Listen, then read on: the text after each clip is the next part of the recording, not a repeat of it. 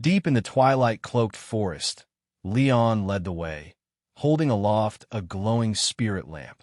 The mystical light shimmered in the gloom, pushing back the thick, eerie darkness that choked the world around them.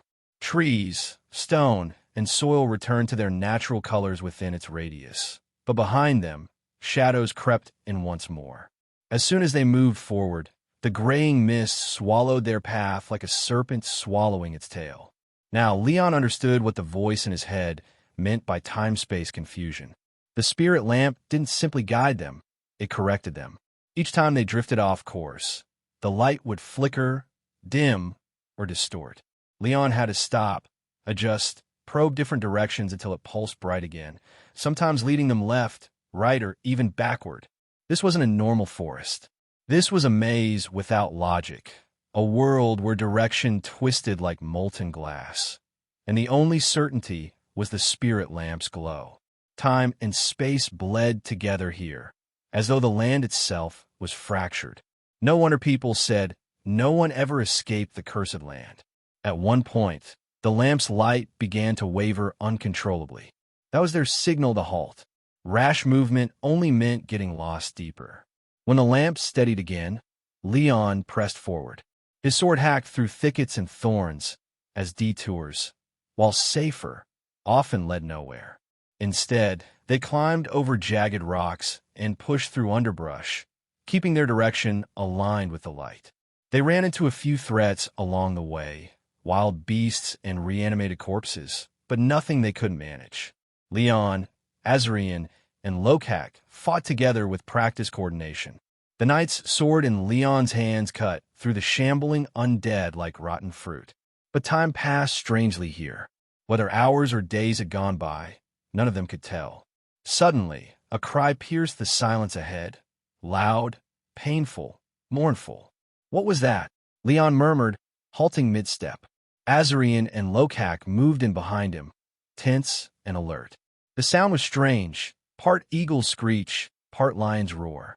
A predator, surely. Possibly another corrupted beast? Leon edged forward through the dense foliage and peered ahead. There, collapsed in a bloodied clearing, was a creature out of legend. Not undead, not a monster, a living being. A massive beast lay sprawled in agony, its body leonine, with thick golden fur and powerful limbs, but on its back were wide, tattered wings. One wing fluttered weakly, sending gusts through the clearing. The other was pinned beneath it, mangled and soaked in blood. Its sharp beak, keen and curved, gleamed under the faint light. Leon didn't need to be told its name. Both his earth knowledge and the boy Leon's memories gave him the answer instantly. A griffin. But this was no majestic aerial king. It was broken, impaled by a thick, steel-bolted crossbow shaft buried deep in its chest. Blood pooled beneath it. Azarian and Lokak crept up beside him. Should we go around it? Azarian asked, calm but wary. It's dying, Lokak muttered, compassion softening his features. I don't think it can fight. Who would do something like this? Azarian frowned. A crossbow like that, definitely not something wild. It was hunted. Someone intelligent did this. To Sarians, griffins were symbols of divinity and grace, creatures of light in holy sun church stories. Killing one was not only a crime, but a sacrilege. But they weren't in Sarian lands now. Let's avoid it, Leon said. He felt no deep reverence for the beast. So long as it couldn't harm them, he had no reason to intervene. They skirted the clearing, walking in silence as the griffin let out another weak, pained cry. Its talons clawed the earth, tearing grooves into the ground in a futile attempt to rise. Its senses, still sharp, caught their presence. It tried to lift its massive frame, then collapsed with a thunderous thud. Keep moving, Leon said, urging his companions. But just as they passed, the voice inside his mind returned, soft and serious. You would do well to help it. Leon paused. Help it? You mean that griffin? He turned a glance back at the wounded beast, still crying faintly behind them. Do you mean to end its suffering? He asked, raising his sword, miming a mercy kill. Oh, sure, the voice chuckled darkly. And be ready to face a vengeful undead sky tyrant in a few hours. Leon froze. His breath caught. Of course, if the griffin died here in the spirit field, it wouldn't just rot. It would rise. And an undead griffin would be a nightmare. Fast, strong, and airborne. Then what should I do? He asked quickly. I'm not a healer. I don't know how to fix something like that. You don't have to. Just pull out the bolt. Its body could do the rest. As long as it lives, it won't become a monster. Hopefully. Hopefully. Leon frowned. Helmont's creations are tenacious. I trust it hasn't lost that gift. The voice trailed off in a wistful tone. Then, more firmly, you want a story, or do you want to stop a disaster? Leon didn't waste time. Stay here, he told Azrian and Lokak.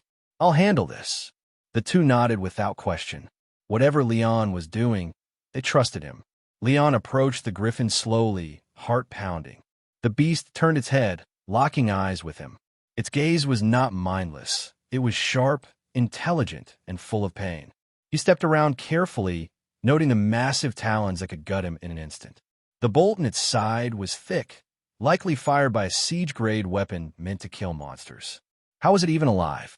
Leon raised his hand as if addressing a wounded soldier. Easy now. I'm here to help. The griffin tensed, claws digging into the earth. Leon stepped back instinctively, then sighed. This is absurd, he muttered. I'm talking to a mythical creature. What am I doing? Still, something in the beast's gaze stopped him. It wasn't rage, it was fear. Wariness. Maybe don't approach a dying apex predator with a sword drawn, the voice teased gently. Leon blinked, then sheathed his blade with a grimace. Right? With his hands empty, he slowly moved forward again. The griffin still watched, but the tension in its claws eased. Leon approached the wound. Blood gushed slowly from the embedded shaft. Gripping the bolt, he braced himself. Okay, he whispered. Let's hope you don't tear me in half for this. He yanked. The bolt slid free with a sickening crunch. Blood poured out, but the griffin didn't lash out. It only let out a strained cry, flinched, then lay still. Leon staggered back, breath heavy, heart pounding. He had done it. The griffin remained there, chest heaving, blood still flowing, but alive. He turned and rejoined his companions, wiping his hands on his coat. Everything okay? Azrian asked.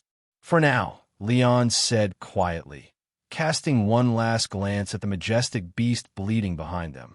Let's go, before it changes its mind. As the three walked deeper into the cursed land, the spirit lamp pulsed brighter in Leon's hand, guiding them forward once more. And behind them, in a crimson pool of pain and legend, the griffin's golden eyes slowly drifted shut, still alive, still watching. Leon hesitated. The sword in his hand was the only thing grounding him in this alien, twisted land, a sliver of control in a world gone mad. To let it go now and approach that colossal, wounded creature barehanded, his instinct screamed against it. The griffin is not a mindless beast, the girl's voice whispered gently in his mind. Its intelligence rivals that of any human. At the very least, offer a gesture of peace. Sheath your blade. Leon stared into the creature's piercing golden eyes, full of pain and suspicion. He hadn't imagined a beast like this could possess such intelligence, but the voice in his head had proven trustworthy so far. Reluctantly, he complied. First, he slid his sword back into its scabbard. Then, after a moment's pause, he removed the entire belt, sword and all, and placed it on the ground beside the spirit lamp. Slowly, cautiously, he raised both empty hands in front of him, palms open. I'm not your enemy, he said quietly, unsure if the creature could understand. I just want to help. Please don't kill me. The griffin didn't react immediately. Leon frowned, unsure if the message had gotten through. But then, the creature emitted a soft, guttural whimper. One of its blood-matted talons shifted aside, revealing the bolt embedded deep in its chest, an invitation, or perhaps a resignation. Leon's breath caught his throat. Was that a response? He stepped forward. Heart hammering, he knelt beside the griffin's massive body. Even wounded, the creature radiated immense power. Its breath came in strained gusts, hot and sharp with the tang of blood. Up close, the sheer size of it was overwhelming, Every talon could cleave him in two, every muscle coiled with latent strength. But the griffin made no move. Leon leaned in to examine the wound. The bolt was thick, heavy, clearly fired from a siege-grade crossbow. Its shaft was engraved with delicate runes, and faint purple arcs of magic shimmered around its surface. "An enchanted bolt?" he murmured. "Not quite." The girl's voice sniffed with mild disdain. "A crude enhancement layer. Poorly cast. No defensive countermeasures or proper spell lock. Whoever made this should be ashamed." Leon wisely chose not to ask further. Her tone suggested a long-standing contempt for amateur craftsmanship. He gripped the shaft and pulled. The bolt moved, but so did the griffin. It screamed. A deep, echoing cry of agony split the forest air. The creature's wings flared reflexively, its powerful limbs tensed. Leon froze. Behind him, he heard Azarian and Lokak gasp and raise their weapons. But the griffin didn't strike. It clawed at the earth in pain, not anger. Leon took a breath and spoke gently. "I know it hurts. Just a little more, big guy. Better a quick pain than slow death." Bracing his stance, he pulled again. The bolt slid free with a wet, grinding sound. Blood surged from the wound, splashing over Leon's hands and staining his clothes. He stared at the bolt, now fully extracted, long, deadly, and heavy enough to drop even a creature of legend. "Please don't bleed out now," he muttered nervously. "Relax," the girl said with cool confidence. This was one of the Pope's finest creations. Even as she spoke, the wound, gaping and raw, began to pulse. Leon watched, stunned, as the flesh contracted on its own. The blood flow slowed, then stopped entirely. Within seconds, the injury had sealed as if nothing had ever pierced it. His mouth fell slightly open. That shouldn't be possible. A cry, sharper now, and full of life, snapped him back to the present. The griffin rolled with a heavy grunt, pushing itself upright. Its talons gripped the earth. Its wings spread slightly, trembling but alive. Powerful, majestic. Leon stepped back as the creature rose to its full height. Its regal beak turned toward him. For a moment, their eyes locked, and then the great beast leaned forward. With surprising gentleness, the griffin brushed its head against his chest, nuzzling him like a cat would its master. Leon stood frozen. This wasn't just acknowledgement. It was gratitude. Deep, sentient gratitude. He hesitated, then raised his hands to touch the creature's feathered head. The texture was soft, silky, and surprisingly clean. It reminded him of the expensive pets pampered back on Earth. Only this one could fly and tear through armored cavalry. "You're amazing," he whispered. And then a troubling thought crept in. This griffin wouldn't survive here. The cursed land had no natural food. Everything that wandered here either rotted or burned with corrupted energy. Even a creature as mighty as this would eventually weaken, starve, and fall prey to the twisted monstrosities lurking in the dark. He looked into the griffin's intelligent eyes. "I can't just leave you here," he said aloud, then picked up the spirit lamp and pointed forward toward the path bathed in soul light. "Come with me," he murmured. "I'll lead you out of this place." The griffin blinked, confused. Leon smiled. "This way, big guy. Come on." He sheathed his sword and turned to walk toward his companions, gesturing as he would to a stray animal. "Come here. That's right, you precious sky pigeon," he coaxed under his breath. Behind him, the griffin tilted its head. Its massive wings fluttered weakly, and after a moment of hesitation, it followed. Leon's heart soared. This thing really understands. Azarian and Lokak stood in awe as Leon approached with the beast behind him. "Put your weapons down," Leon hissed urgently. "Don't spook him." Not that they needed the warning.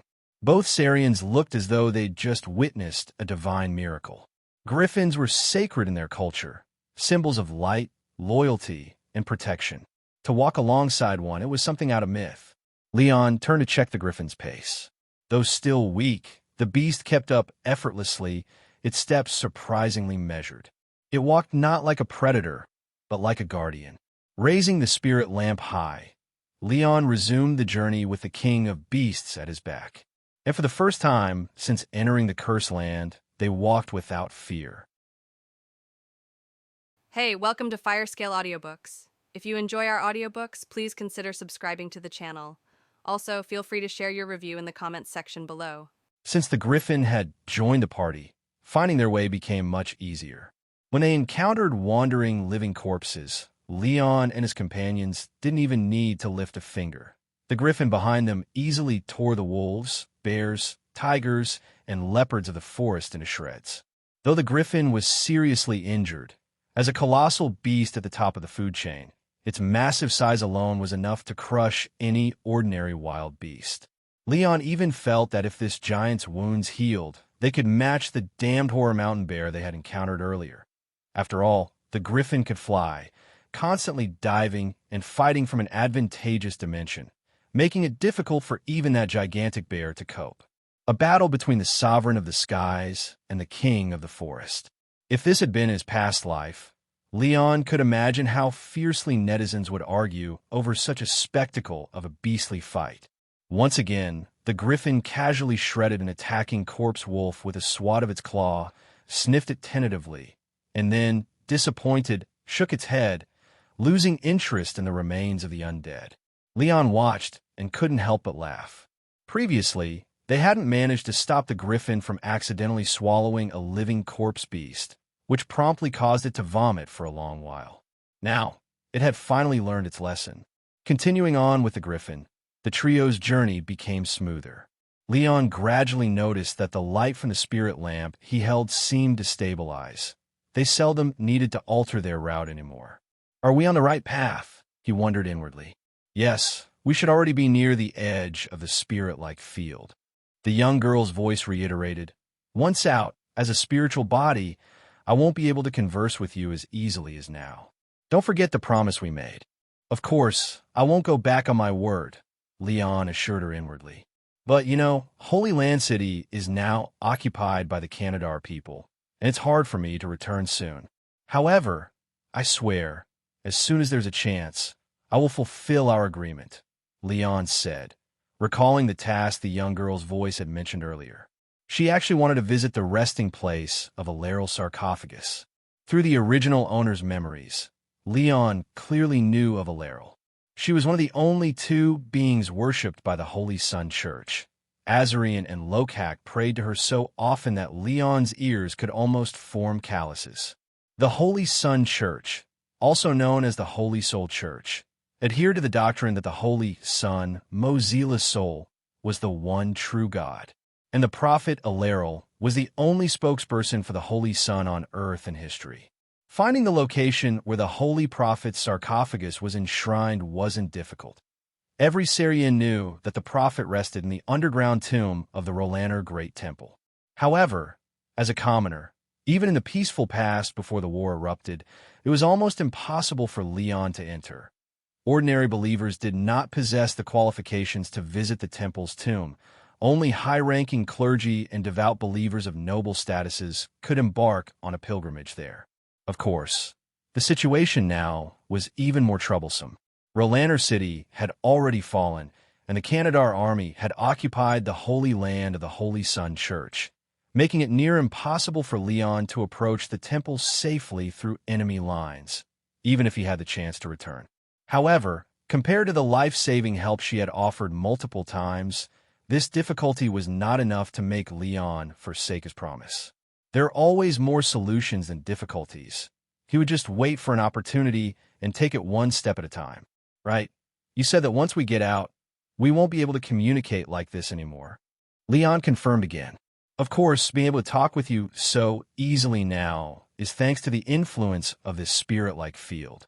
Here, I can temporarily escape the influence of the mortal world's life and death laws, much like those wandering souls lingering around.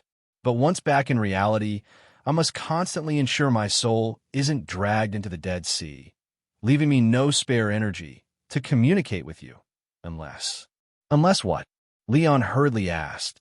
Honestly, being in this dangerous, unfamiliar otherworld, having the advice and help of this mysterious and knowledgeable Miss Mage at all times would be hugely beneficial for his survival. Well, unless you embark on the path of magic, becoming a mage capable of harnessing natural magic. That way, I could use your excess magic power to keep my own spiritual body stable. So, what do you think? Can I become a mage? Leon inquired eagerly, fascinated by the prospect of mastering this world's magic and becoming a pope, a notion quite alluring to him, a mundane modern earthling. The young girl's voice pondered, "You indeed have talent, and you're also quite clever. Even in the past, I wouldn't mind taking you as an apprentice. By the way, when I used your body to cast Isa's arrow, I actually made a small mistake." "How can you say that?" Leon asked curiously. "You still remember you fainted back then, right?" "Well, Leon was somewhat puzzled. "I thought that was a side effect and price of casting the spell. The arrow of Isa is just a small magic technique in elemental studies. It shouldn't have side effects. Considering you appear to have never studied magic, to avoid failure due to insufficient magic power, I induced the life magic element within you to connect with the spell formed by the handprint gesture as an excessive compensation for insufficient magic power and inexperienced hand gestures. However, I didn't expect your spiritual manipulation to be exceptionally excellent, which almost drained you of your life magic element." The girl paused, but eventually did not say the rest of what was on her mind. "I almost killed you." Well, the outcome was still good anyway. Leon did not understand what was meant by magic elements, but he roughly understood that it seemed to praise certain aspects of his mental abilities. "So, can you teach me to become a mage?" "Unfortunately, I don't have enough time and energy unless you can stay in a spirit-like field without eating or drinking, spending a year or more to complete the basic knowledge necessary for beginners," the girl answered. Is there some kind of quick method that doesn't require understanding, only application, such as a magic secret book, magic meditation, magic breathing, or something?" Leon still fantasized hopefully. "What are you talking about? Secret books?" I could still recall over 200,000 magic scrolls from various departments and studies, but without theoretical and cognitive foundations, you wouldn't understand them. As for meditation, that's just a way to rest and adjust mental state. And what else? Breathing technique, breathing practice? I don't know, never heard of it. TSK. The world was so fantastical, yet was realistic in such an unromantic way.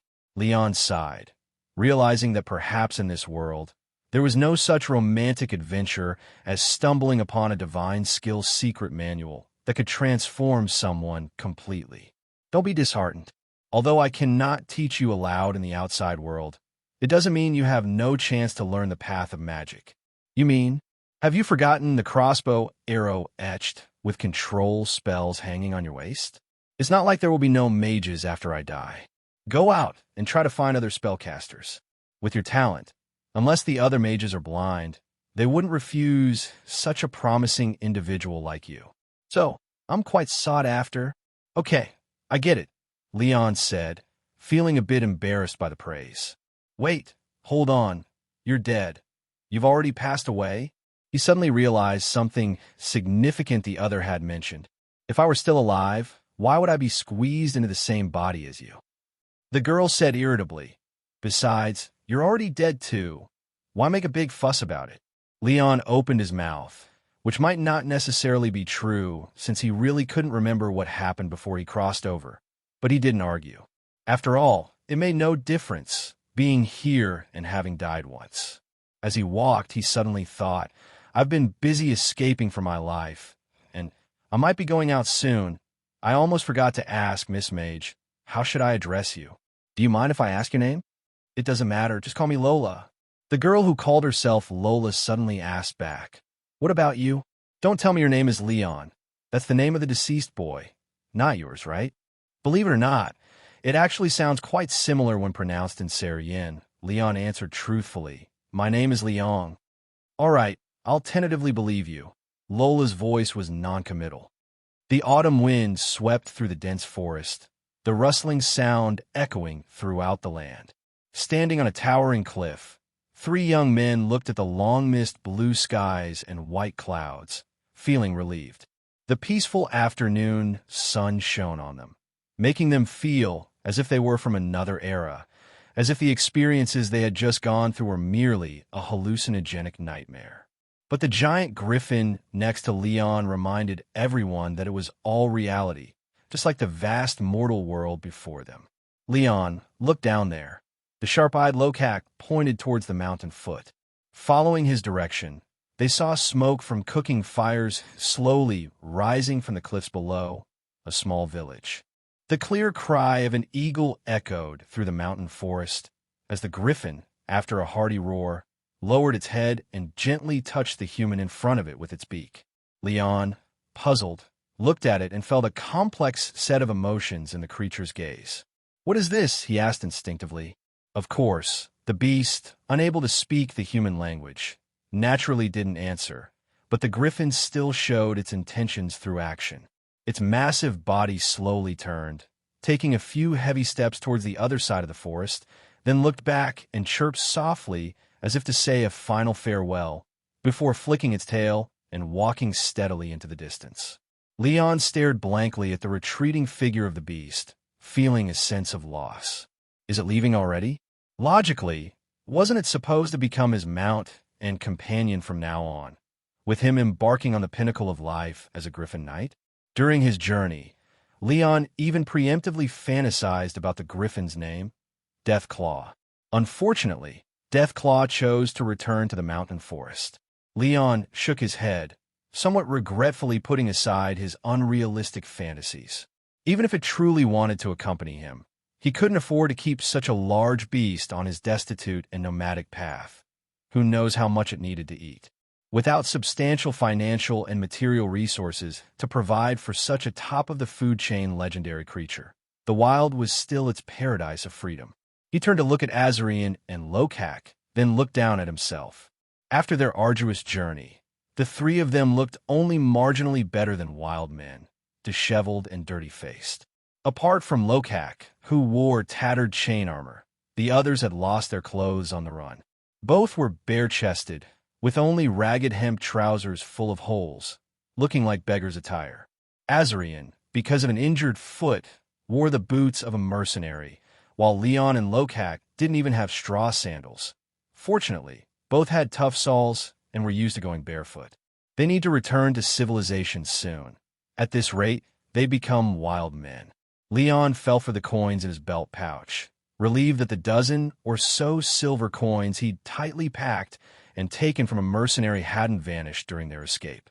This money should be enough to buy many useful things. "Let's check out that village and see if we've left the Canadar Kingdom," suggested Leon. He called out, and they continued through the forest, heading towards the village in the distance. The descent from the mountain went smoothly. They encountered no more mishaps and soon, following the forest's edge, arrived near the small village. Stepping out of the forest, they saw the large expanse of farmland, and the signs of human society brought a bit of relief to the youths. "Same as usual. I'll go check out the village first. If this is still within the Canadar Kingdom, you two should stay back since you don't speak Urea language," said Azarian. Leon nodded, but when he saw Lokak making motions to take off his chain armor, he raised a hand to stop him. "No need. If you go with your bloodstained, ragged armor, Azarian will draw unnecessary trouble." Speaking, Leon simply took off his armed belt, along with the pouch of coins and the treasure sword, and handed them all to Azarian. Not knowing the local customs, it would be safer for Azarian to enter the village alone, armed with a remarkably powerful dwarf steel longsword. Hiding back in the woods, Leon and Lokak waited patiently for Azarian to return with news. This wait became quite long, and they both started to grow worried. Just when Leon was about to go search for him, Azarian's figure finally appeared at the end of the path through the fields. It appeared he was carrying quite a few things, and even before he got close to where his companions hid, Azarian called out excitedly, beckoning for the two who were waiting to come over. Leon and Lokak sighed with relief. It seemed he had spent the time shopping in the village. Jogging over to his companion's side, they saw that he was holding a pile of new clothes and shoes, and it seemed that wrapped within the bunched-up garments were some bread, cheese, and a water bag. "The village is full of fellow people like us. We have successfully left Canadar," Azarian said with a smile, sharing the news gathered from the villagers with his companions. Leon felt a great relief in his heart. They had finally made it out. This place is in the southwest part of the Orland Kingdom, the Casos County, and that little village is called Selva. This land belongs to a baron by the name of Ferolus. As he spoke, Azarian handed over 3 sets of clothes, shoes, and food to his companion. I asked the villagers, and there's a stream not far from here. Let's go wash up and then change into these clothes. MHM. So, the group walked along, clutching their new garments and eating the much-missed normal food, their conversation lightening. They didn't walk far before reaching the riverside, where after satisfying their hunger, the 3 washed off the dirt accumulated over the past few days in the river water. Stepping onto the bank, they dried off their bodies with old clothes. Leon donned the newly purchased linen waistcoat and leather shoes, buckled on his armed belt and sword, and smoothed his hair while gazing at the river's reflection, feeling somewhat human again. The 3 sat down under a tree by the river and counted the remaining coins. From the original 18 silver coins, only 8 were left, and they had also gained an extra 7 small silver coins in local circulation as change, apparently called deer. According to Azarian, the Orland people use 4 types of coins: copper coins, silver deer, silver nailer, and gold crowns.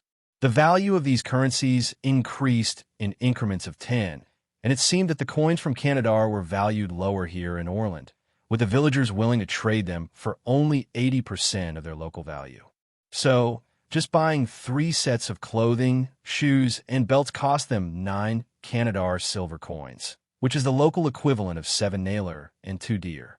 The 3 leather water bags and food cost them a total of 1 deer. After converting the values, they concluded that the money they had in hand now amounted to 7.1 silver nailer in local currency. Leon weighed the money pouch, which had halved in size. Although he was unsure of the exact prices in Orland, his intuition told him that the villagers had definitely overcharged them. After much thought, he came to terms with it. Being taken advantage of in a foreign land was quite normal, wasn't it? In his previous life on Earth, tourists were fleeced even worse at scenic spots. In this foreign backwater, getting swindled out of money, as opposed to being butchered in the literal sense, was already quite fortunate. After securely storing the silver coins, without an income, they had to be frugal with their spending. He glanced at the knight's sword on his waist. Leon thought that if he could sell this opulent noble treasure sword, it would surely fetch a good sum, enough to cover the trio's long-term expenses for food, clothing, and shelter. However, such a valuable item could obviously only find a reputable buyer in a city. Chatting away, as the tension eased further, they found themselves yawning under the tree. In the safe environment, weariness and exhaustion crept over everyone, and Leon wondered where they should rest for the night. "There's someone coming over there." In the midst of their conversation, Lokak suddenly slapped Leon's shoulder in alarm. Leon and Azarian followed his gaze. Indeed, there were a few men coming from the direction of the village, making a beeline for them by the river, their intentions seeming quite clear. Leon immediately stood up, his hand on his weapon, on guard. He had good eyesight and could see that the men, dressed like villagers, were not old. They were all young adults or older. Some had daggers at their belts. Others slung short swords over their shoulders, their expressions and demeanor aggressive. "What should we do? Should we run?" Azarian hesitated, looking at Leon. Leon frowned, a nameless anger rising in his heart. They had been on the run, avoiding the Canadar people, being chased by Horror Mountain bears, and fleeing from demons and undead. And now, after traveling tens of thousands of miles, they had to run from a few backwoods villagers causing trouble. Did he look like an easy target? "We haven't done anything. Why should we run? Let's see what they want first. If we run away without reason, we'll look guilty, which could lead to more misunderstandings." Leon shook his head. Truth be told, he didn't consider these ordinary farmers much of a threat. Compared to the wild goblins they had previously encountered, these men were less menacing. Half an hour ago, at the corner of a narrow alley in the village, a group of loafing young men gathered. One youth with purplish bruises fading from his face leaned at the forefront, gazing at something. The last young man to be called finally showed up belatedly. He chuckled sheepishly upon seeing the bruise on the face of the leading youth and stutteringly asked, Boris, bro? Your face again?" Boris's irate palm immediately smacked across the foolish hawk's head. "Shut your damn stammer. Shut your stinking mouth. I know what's of my face." "Ow. I was just asking out of concern." Hawk, rewarded with a slap, dared not speak further, and seemed to sulk as he moved towards the rest of the group. The rough-looking youths who arrived earlier whispered to Hawk with a snicker, "Don't get on his bad side. It's just the old cripple's wife, the lioness. Brother got a beating last time and has been holding a grudge these past few days. Damn it, you think I'm deaf? I just let that bitch off easy because she's a woman." Boris glared nastily. His cronies quickly shut their mouths, but inwardly they murmured, "How merciful he has been for so many years. Always beaten black and blue and never won once, right? Enough of that chatter. See that guy?" Boris pointed towards the unfamiliar youth outside the alley. The small-time hooligans crowded over to take a look. Not far at a tailor's stall, a disheveled, bare-chested youth, his pants tattered, seemed to be haggling with the tailor woman. "Don't recognize him, a new face. Never seen him before. Some beggar who wandered into our village?" The lot of them jabbered away with their various opinions. "Where are your eyes? Would a beggar have so much money to buy so many clothes and shoes? Look at that thing on his waist." Boris impatiently reminded his useless followers. They then noticed the sword on the waist of the youth who looked like a beggar. Swords weren't unusual. The big households in the village all had them. But this sword was different. Upon closer inspection, the scabbard was made from strikingly fine materials, its lacquered surface smooth and sleek. Even though a rag wrapped the entire hilt and mouth of the scabbard, concealing the main decorations, the exposed guard still showed off intricate, ornate carvings. "Hey, that kid looks like a wild man. Where did he get such a fancy sword? Seems quite valuable." The cronies spoke, eyes shining. "You country bumpkins don't understand anything. It's more than just valuable." Boris licked his lips, his eyes growing cold as he continued. "I've seen the sword of the Baron. Not even a lord's sword has a scabbard as luxurious as this. This kid isn't some wild man, probably a runaway slave of some noble master, and surely stole that sword from his owner." Seriously?" The little ruffians looked at each other, astounded. "Why are you so stupid? Take a good look at that kid's face. He's covered in dirt, all right, but his features are quite handsome. Check out that soft and tender skin. Have you ever seen a beggar like that? He's probably a male pet slave, raised by some noble master since childhood." Boris smacked his lips, feeling that his deduction was very sound. Noble masters have women, and they play with men? That perverse. Bullshit. What do you know? That's called high society. Right. Could the interests of our noble masters be the same as us plebs? The cronies excitedly chirped, feeling as if they were broadening their horizons. "Isn't Big Brother smart? Then we should quickly report this to the village elder, capture him, and send him back to the noble master. Wouldn't that be a great service?" One of the cronies excitedly suggested to his big brother. "Idiot, why involve the villagers? If he gets taken back, we won't get a thing from it." Boris looked at him with frustration. "Besides, even if we bring the kid back to his master, how much would the noble master reward us with?" The cronies then realized the intent of their big brother, but some couldn't help but secretly lose their nerve. So big brother, you're suggesting we're going to, since he's a runaway slave, who's going to care if he lives or dies? Find a place to surround him, make him hand over the sword, and if he resists, we'll get the little brat and throw him in a ditch where no one will find him. I can sell that treasure sword in the city for at least 50 gold crowns. When that happens, there'll be a share for everyone getting the money." Boris grinned wickedly. How much?" The small-time hooligans, who had merely joined in for the excitement, suddenly bulged their eyes and gasped in shock. The sum estimated had their legs turning to jelly. 50 gold crowns. Knowing that an ordinary farmer, even in a good year, could hardly save up to 7 or 8 silver nailers after scrimping and saving all year long. 50 gold crowns was a fortune they would never see if they worked in the field until they died. The cronies could hardly breathe with the realization. With this one heist, even if they only got a little spill off, they would all become rich.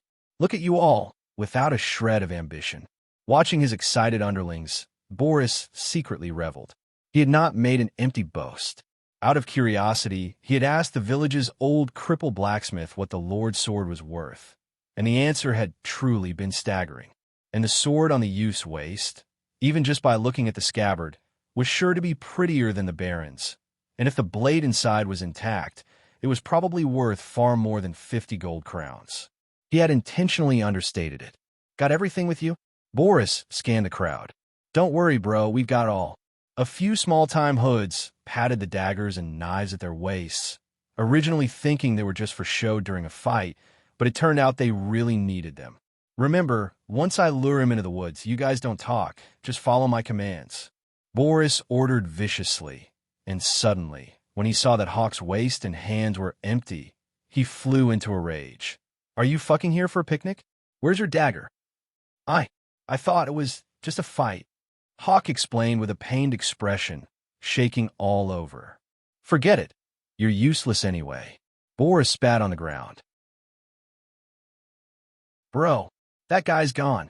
What? You idiots can't keep an eye on him. He seems to have gone out of the village. Then what are you waiting for? Go find him. At the river bank at the end of the village, the ruffians surrounded the 3 foreign youths. You guys want something? Leon rested his left hand on the sword hilt, impatiently staring down the gang of clearly ill-intentioned thugs. Hearing Leon's foreign accent, Boris sized up the 3 in front of him with a steely stare, rotating his gaze over them. He had thought there was only one, but to his surprise, that kid had companions by the river, and no wonder he bought so many clothes. Seeing that their hair was still damp and they had changed into new clothes after washing, even the kid he had set his sights on no longer looked haggard. Now clean and tidy, he seemed spirited, almost resembling a noble son at first glance. But Boris glanced at the worn clothes they had changed out of, thrown to the side, and then at the tall youth wearing tattered chain armor outside his clothes. He became even more certain of his earlier speculation. Definitely all escapees, maybe even criminals, a delicate male pet slave, a big laborer, and one who's nondescript. Maybe a handyman? How'd that sword end up on his waist? Never mind, doesn't matter. 3 runaway slaves, all of them tall and well-built, but we have the numbers on our side. Is it your place to ask, kid? Boris barked aggressively, casually concocting an accusation. I'm the captain of the village militia, and I suspect you few are Canadar spies. Now, come quietly with us. Leon snorted in amusement. These thugs, either with a dagger or a short sword, and one even with a sickle, were clothed in short tops and hemp pants. Their shabby appearances far from impressive, and they didn't even have a cheap spear to their name. They dared to call themselves militia? We're just passing through, not looking for trouble. Just spit out what you want already. Spies won't admit they're spies. I advise you, kid, to cooperate with the inspection and hand over your weapons, starting with the sword on you. Otherwise, don't blame me for not being nice. Boris drew his short sword, his threat unmistakable. His henchmen followed suit, drawing various weapons. Leon paused, realizing they were after money. He shook his head as his patience wore thin. Unfortunately, this sword is the only valuable thing we have left. He drew his long sword, flashing the blade. If you really want it, you might as well exchange it for your life. Boris didn't care what the young man was saying. He was only delighted internally. With the tattered cover gone, the exquisite gold and gem inlays on the sword hilt, and the dazzling silver glint of the unsheathed blade were plainly visible. The sword, straight and beautiful with no damage, had fine engravings that even a layman could appreciate. Worth more than 50 gold crowns, absolutely more. The hooligan's eyes were practically blinded by the magnificence of the treasure sword. Hard words fail to convince damned fools. Leon narrowed his eyes. He had encountered many demons and ghosts along the way, but he had yet to kill a living person. Now, Shedding blood for the first time on these treacherous village thugs seemed unavoidable. Lokak sneered, unhooking the broken sword full of notches from his waist. No more talking with them, Leon. I can take care of these stinking fish and rotten shrimp myself. Azarian also drew his dagger, but his mind was rapidly weighing the pros and cons. He wasn't worried about these despicable thugs. Rather, his concern was whether killing a few local ruffians might lead to a warrant in a foreign land. Boris, what stupid thing are you doing now? Suddenly, a crisp girl's reprimand came from behind the thugs. The gang of ruffians instinctively shrank their necks, their faces fearful as if mice had encountered a cat. Boris's face froze as well. As if he could still feel the aching bruise on his face, Boris, feeling thwarted once again, squeezed out the name he both constantly remembered and deeply hated through clenched teeth. Olivia. Grinding his teeth, Boris looked behind him. A petite, golden-haired girl in a long dress approached the riverbank. Her pretty ponytail swayed from side to side with her steps behind her head, signaling the mounting anger on her cold, stern face. In her hand was just a wooden stick picked up from who knows where, but in her grasp, it seemed as formidable as a sharp sword. Bro, the Golden Lion is here. What do we do? Should we just call it quits today? One of the henchmen suggested with a guilty look, urging Boris to reconsider. A Golden Lion? Leon curiously cocked his head, his gaze passing over the ruffian in front of him. Contrary to the intimidating impression of a grand nickname heard for the first time, the person approaching was a pretty young girl in a plain long dress with a cinched waist. She was somewhat petite, probably around 1.50 meters or just under 1.60 meters, with her blonde hair tied into a ponytail at the back of her head and her light green eyes bright and clear. Cute would arguably be a more fitting description. As for the domineering nickname, Leon found it odd that such a seemingly delicate and lovely girl could exude an intimidating presence, causing the gang of village thugs to suddenly break out in a sweat. He could understand Golden, as the girl had a head of very beautiful blonde hair. But where did Lion come from? As the young girl came closer, the thugs instinctively made way for her, as if blocking her path would bring them bad luck. I heard there was some swordplay and commotion in the village, so I came to see. The golden-haired girl's tone carried a hint of annoyance as she stood before the menacing Boris. You're not exactly welcoming far-off guests with knives and daggers, are you? The girl's voice rose sharply towards the end of her sentence, and with a snap, she struck her palm with the stick she was holding, her slender, pretty fingers instantly tightening into a fist. Hearing the crisp sound of the stick's impact, the ruffians jerked reflexively. As if muscle memory had been awakened, Boris's henchmen quickly sheathed their weapons, darting guilty glances left and right. Faced with the girl's stern reprimand, one of the slightly more startled thugs tried to argue. Gold. Olivia, you've got it all wrong. Big Brother just saw these 3 kids acting shady and brought us to question them. You know, since the militia men have been conscripted by the Baron, we're just trying to do what's best for the village. Yeah, that's right. That's right. A few other thugs, catching on, hastily chimed in agreement. The previously silent Boris finally eased his hardened expression. That's the case. Would you really side with these suspicious strangers? What if they are Canadar spies? The young girl named Olivia furrowed her brows, not immediately responding to his pointed question, but also not buying it as the truth.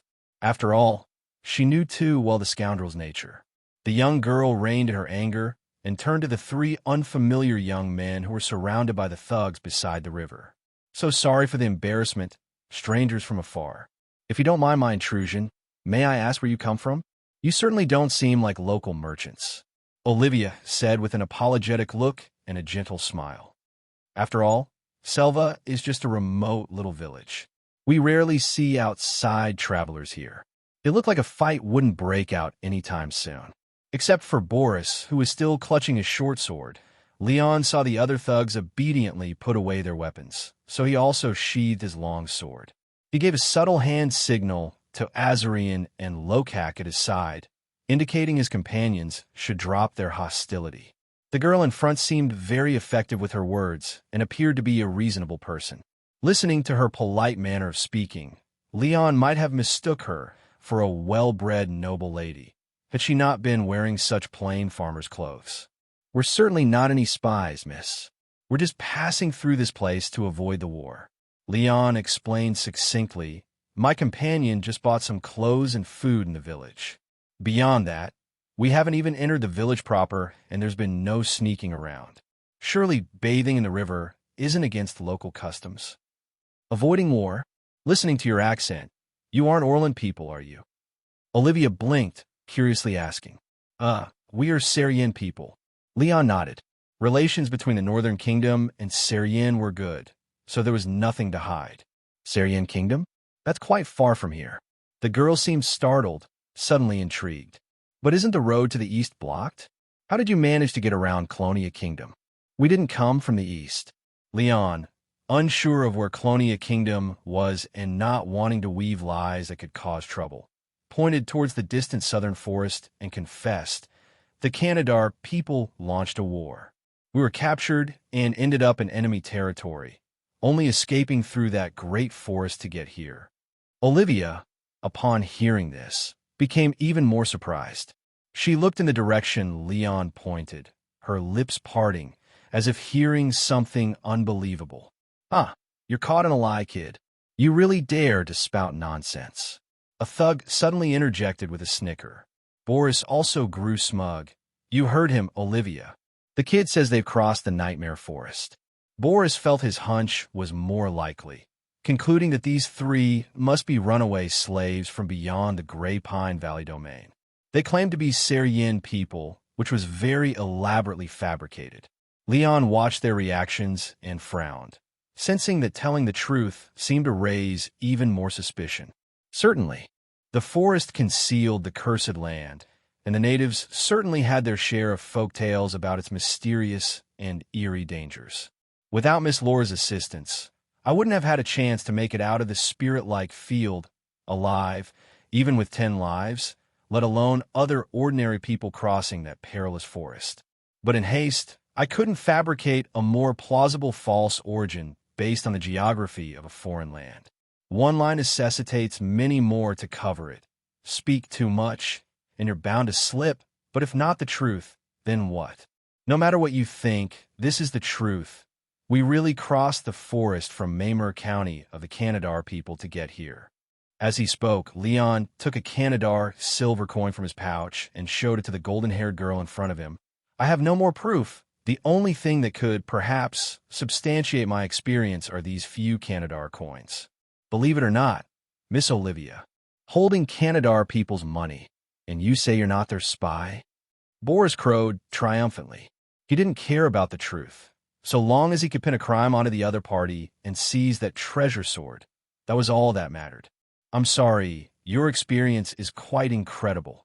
At least in Cassos County, I have never heard of anyone managing to cross the nightmare forest," Olivia said carefully, "but I won't overly doubt your origins because of that.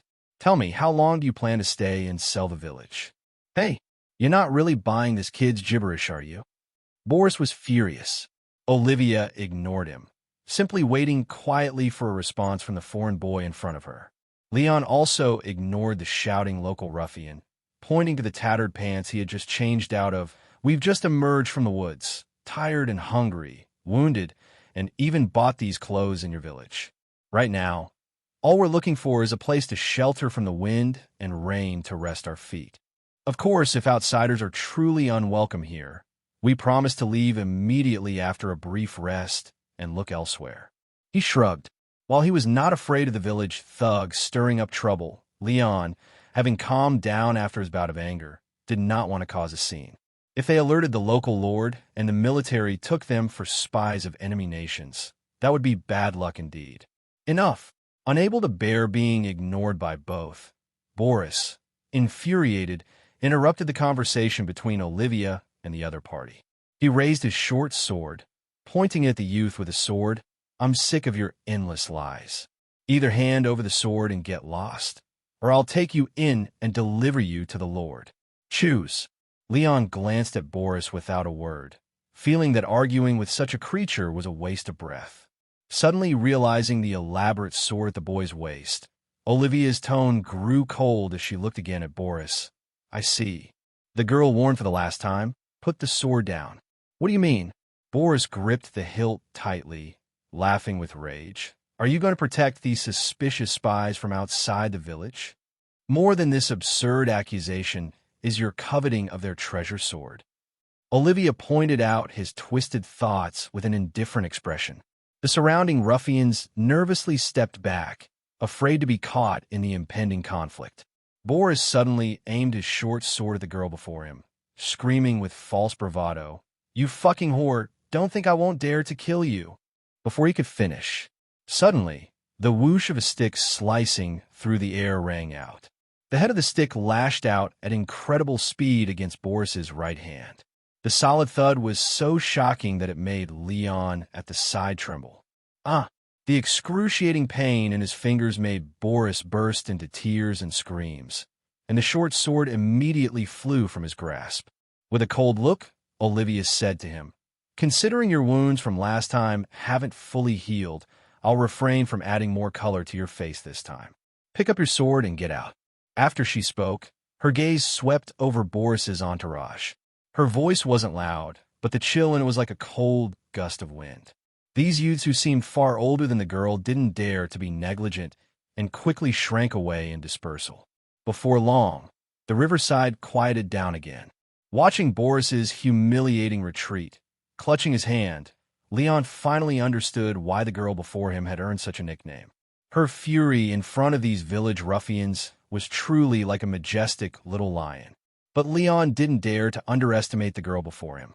Though he paid close attention to the unfolding events, he didn't catch when she had moved to swing the stick. Her strike was so fast, not even shadows or traces were caught, a speed and precision that even as a former amateur swordsman in his past life, he couldn't help but admire. Even Lokak didn't have such exquisite swordsmanship. He just wondered if the girl could still swing as swiftly if the stick were replaced with a steel sword. "I apologize for the scene." Olivia turned back, her expression relaxing, her eyes showing a hint of helplessness. "I regret that you're left with an unpleasant impression of this place." Olivia sighed softly. "The people in charge of the village were conscripted by the Lord to fight in the war, and without their supervision, those bastards have been running amok. Anyway, let's not talk about them. Continuing our earlier discussion, are you looking for a place to stay?" Leon nodded. "We've been on a long journey and are quite tired now. We would indeed appreciate a secure place to rest." The golden-haired girl looked carefully at the three travelers and then made a suggestion. "If you're willing to rent a place, my family happens to have some vacant farmhouses. We only charge $4 a month for rent. What do you think?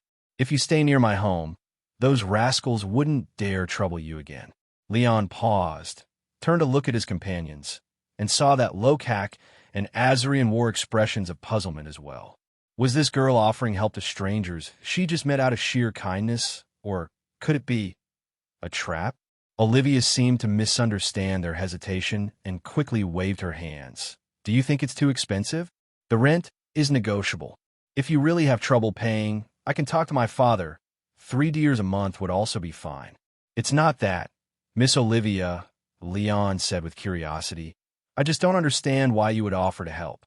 Aren't you afraid that we might actually be enemy spies or bandits wandering the woods, just like Boris said?" The girl grinned and said, "The spies of the Canadar people definitely wouldn't enter the village, speaking in a foreign dialect and drawing attention to themselves. You're too conspicuous. As for bandits, even if that's a possibility, it's better to have you where I can see you than wandering around the village." As she spoke, Olivia proudly crossed her arms and swayed the stick in her hand, tapping her own shoulder. "When it comes to fighting, I am quite confident. Don't underestimate me. Even if you truly are bandits, I'm not afraid." "Hee, after seeing your imposing manner earlier, that's something I don't doubt. Golden Lion Miss," Leon teased with a smile. Olivia's expression stiffened and the corners of her eyes twitched with embarrassment. Being called by that ridiculous nickname by outsiders made her helplessly cover her forehead. "Damn it. Those bastards let you hear it after all." "It's just a joke. It seems you don't like that nickname," Leon said with a smile. Please go ahead and lead the way, Miss Olivia. There was no harm in checking out the farmhouses the girl mentioned. If the living conditions were suitable, a monthly rent of 3 or 4 deers was indeed not expensive. After having endured the elements for so long, the 3 of them were in no shape to continue their journey without resting for a while. Besides, they really didn't know where to head next. Staying in the village for a while to regain their strength was also a good idea. Upon receiving their response, Olivia seemed quite happy and pointed towards the wheat fields at the outskirts of the village. The farmhouse is behind there, but we need to go to the village first to inform my father. Leon gestured for them to wait, picked up a pair of tattered hemp trousers off the ground, and tore off a large piece of cloth. Having had the experience of being targeted by village ruffians, he wrapped his treasure sword even more securely this time. Following Olivia back to the village along the rudimentary dirt path at the edge of the village, the conversation soon flowed easily among them. We still don't know how to address you all. My name is Leon. He is Azarian. And this big guy is Lokak, Leon introduced, patting his companion on the shoulder. After exchanging names, it seemed as though the girl had opened a floodgate of conversation, and she couldn't help but ask curiously about the travelers' experiences along the way. Considering Leon's mysterious powers and their own uncertainty about how to explain them, Lokak and Azarian opted to maintain a precious silence in the face of the girl's questions. In the end, it was up to Leon to selectively talk about their journey. Of course, considering the lesson learned earlier that telling the truth sometimes made things more difficult to explain, Leon made no mention of Miss Laura's soul or the events in the Nightmare Forest. Instead, he spoke about their escape from the mercenaries, the subsequent detour to avoid the battlefield, and their encounter with the wild goblins and the chase by the Horror Mountain bear. These still imaginable experiences. As Leon shared their journey, he noticed that the golden-haired girl's bright eyes were growing more luminous, appeasing her ample curiosity even with just these stories. The girl glanced inadvertently at the sword wrapped at Leon's waist. I've been curious ever since earlier. Where exactly did you get that treasure sword that Boris and his goons were after? Such ornate gear and craftsmanship are really rare to see. Leon didn't want to get into details. We actually picked it up from a dead body we came across in the forest. Its former owner might have been some noble who got lost while hunting. Oh, how could a noble dare to venture into the Nightmare Forest? The girl was puzzled, but seeing that Leon was reluctant to elaborate, she did not pursue the matter further.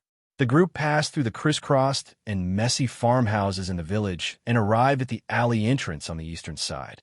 From a distance, Leon heard the clanging of hammering iron. My father's name is Brian. He's the village blacksmith.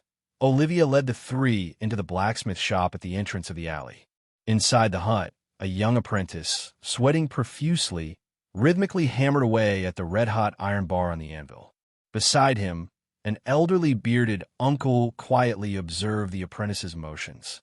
The girl walked up to the bearded uncle and leaned in, raising her voice slightly. Father, I have something I want to discuss with you.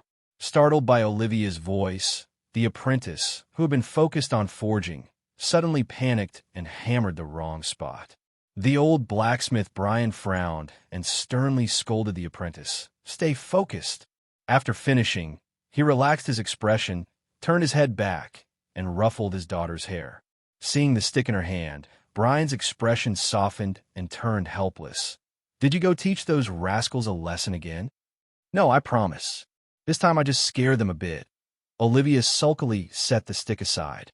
Leon, standing aside watching this father and daughter, couldn't help but think how appearances can be deceiving. This burly old blacksmith with his fierce look, large and strong physique, could have sired Olivia, who was such a delicate and charming girl. And his brown hair, flecked with white at the temples, bore no resemblance to Olivia's beautiful golden tresses. It must be her mother's genes that prevailed, Leon mused. Mr. Bryan chuckled and patted his daughter's head before noticing that she had brought with her 3 unfamiliar young faces. Who are these? They're travelers passing through the village.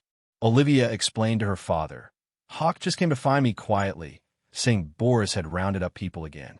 I went to see what was happening, only to find that bunch of idiots actually trying to rob these outsiders. That bunch of little bastards is getting more and more outrageous, Mr. Bryan frowned, then turned and apologized to the three youths. Young men, I hope you weren't hurt because of some bad elements in our village. Leon nodded slightly and gratefully said, I just wanted to express my thanks for that. Your daughter is a noble and kind-hearted young lady. She was very enthusiastic in helping us out of a tough spot in a timely manner. Olivia blinked, her cheeks turning a touch red. Such a straightforward compliment was a first for her. These people from outside the village really know how to speak. Mr. Bryan nodded with satisfaction and waved them over. It's noisy here. Let's go talk in the yard. The group followed the old blacksmith out of the workshop. Leon suddenly noticed that the other man's walk was somewhat limping. The elderly gentleman's leg appeared to have been injured. Even so, his slightly unbalanced gait was still very steady. In the backyard of the blacksmith shop, Mr. Bryan Sr. quietly listened while his daughter recounted the origins of Leon and his two companions. Upon learning that the youths before him claimed to have traversed the nightmare forest, his gaze sharpened suddenly. Crossing his arms in thought, the old blacksmith scrutinized them anew. Did you truly cross the nightmare forest? We're not sure what you refer to as the nightmare forest, but if you're asking about the forest south of the village, then indeed we did, Leon honestly replied, finding no room to backtrack. Mr. Bryan Sr. stared intently at Leon, as though trying to see through whether the young man was bluffing or not. After a while, he spoke meaningfully. If what you say is true, your journey must have been very challenging. Father, since the farmhouse is idle anyway, renting out the Threader residences could bring in some income, don't you think? Olivia waited expectantly for her father to nod. Uh-huh. Mr. Bryan Sr. silently nodded, seeming to agree to her suggestion. The old blacksmith patted his daughter's head. Let's do as you suggest. You go tidy up the farmhouse for our guests.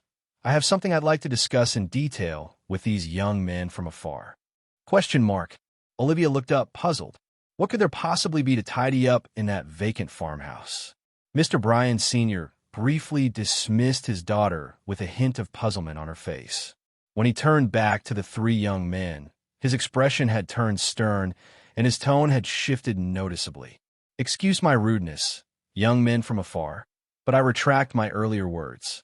I don't wish to rent you the house, and I hope that you can leave Selva Village as soon as possible. Though polite in his wording, his tone was rather firm. Question mark. Leon and his companions exchanged glances. How had their discussion, which was harmonious just moments ago, suddenly turned sour after Olivia left, changing the old man's demeanor completely? Even a mild-tempered Leon couldn't help but feel displeased at this moment. What do you mean by this? Lokak, who had been angered by the abrupt change, glared fiercely at the elderly man before him. If you didn't welcome us foreigners, why didn't you just refuse us earlier? Your daughter invited us to rent the place. We're not pleading with you. First, you agree, then you send us away. Is this how Orland people treat their guests? Lokak, calm down. Azrian quickly grasped his impulsive friend. Despite Lokak's anger, the old blacksmith's expression remained unchanged. I understand your dissatisfaction, but please also understand that Selva is a small, secluded place that can't handle too much risk. What risk? Uncle, you might as well clarify what you mean, Leon frowned.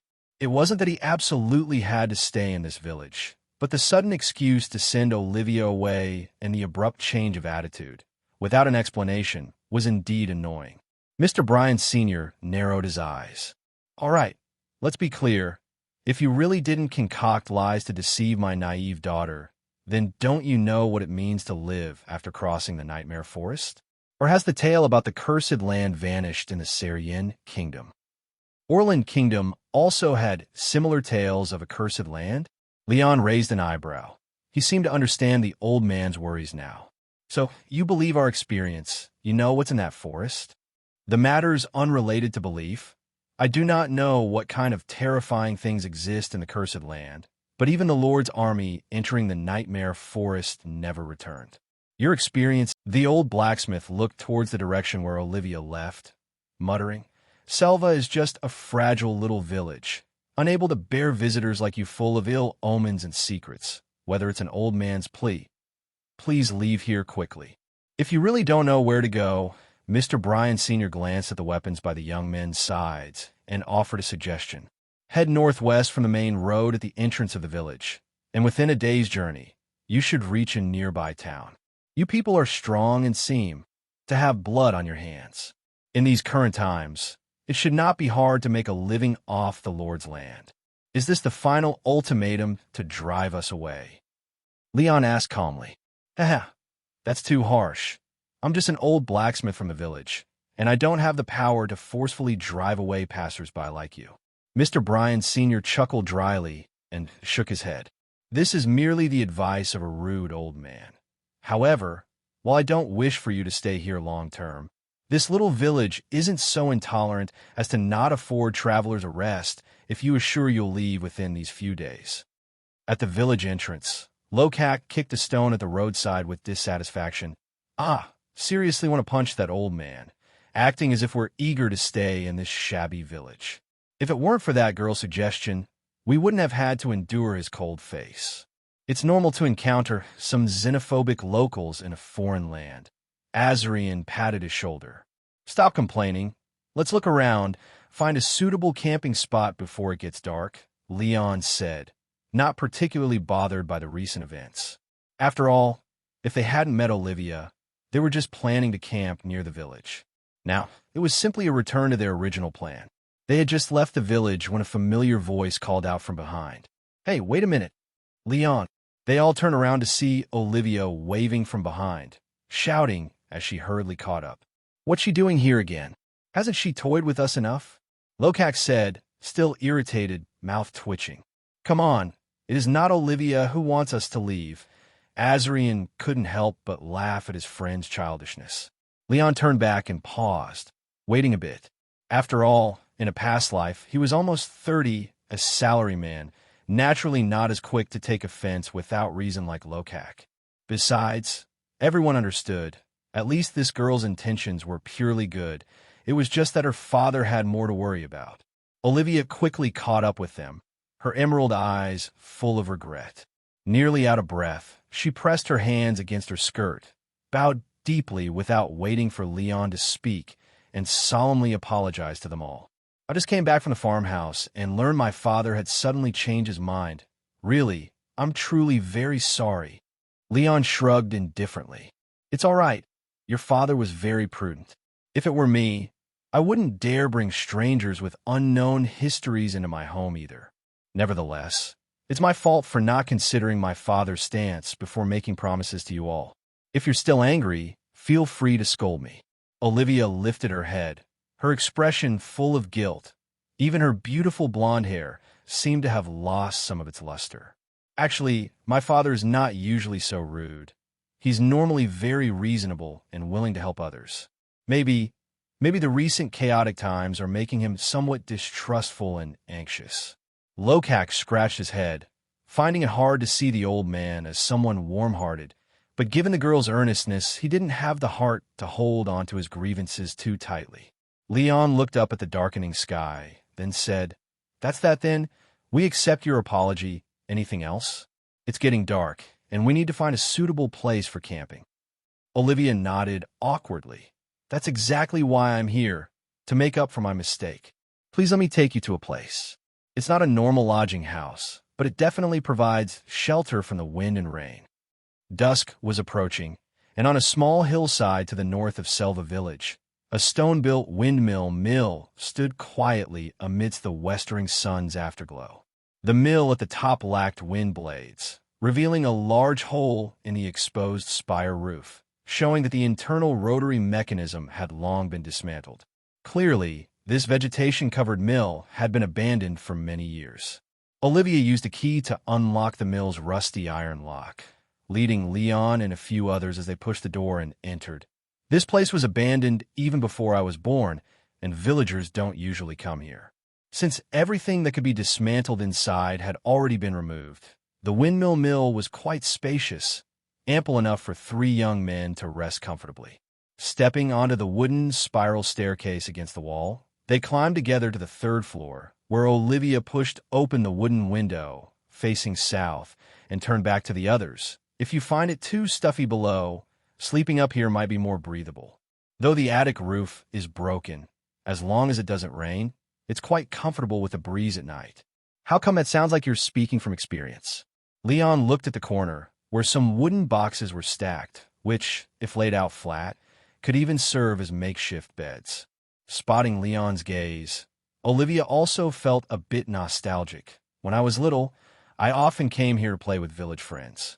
Sometimes, being naughty and not going home, I even secretly spent the night here alone and ended up getting a good scolding from my father. Right. The girl suddenly slapped her palm as if she remembered something. She handed the key to Leon and then ran hurriedly down the stairs, lifting her skirt. Wait for me. I'll be right back. Question mark.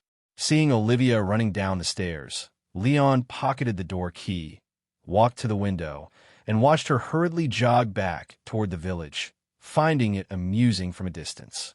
This girl really was full of initiative, coming and going with the swiftness of a breeze. Lifting his head, the cool breeze on his face, Leon felt quite relaxed looking around. Standing on the hillside, the entirety of Selva village lay before him. Scattered houses, stretches of neat wheat fields, a babbling stream, and the distant mountains and forests that faded into the horizon. The beautiful rural landscape resembled a serene pastoral painting. Honestly, if it weren't for the old blacksmith's indirect hints to leave, this place wouldn't be bad to spend the rest of one's days. However, in this medieval society resembling Earth's past, the village blacksmith was not just a worker. Mr. Bryan Sr. probably had a significant status in the village. As a major local household, if he didn't welcome such outsiders, other villagers naturally would follow his lead, and Leon really didn't want any unnecessary conflicts. Moreover, he turned back to look at Lokak dozing off on the wooden boxes. Whether his friends or he himself, they all still had unfulfilled goals.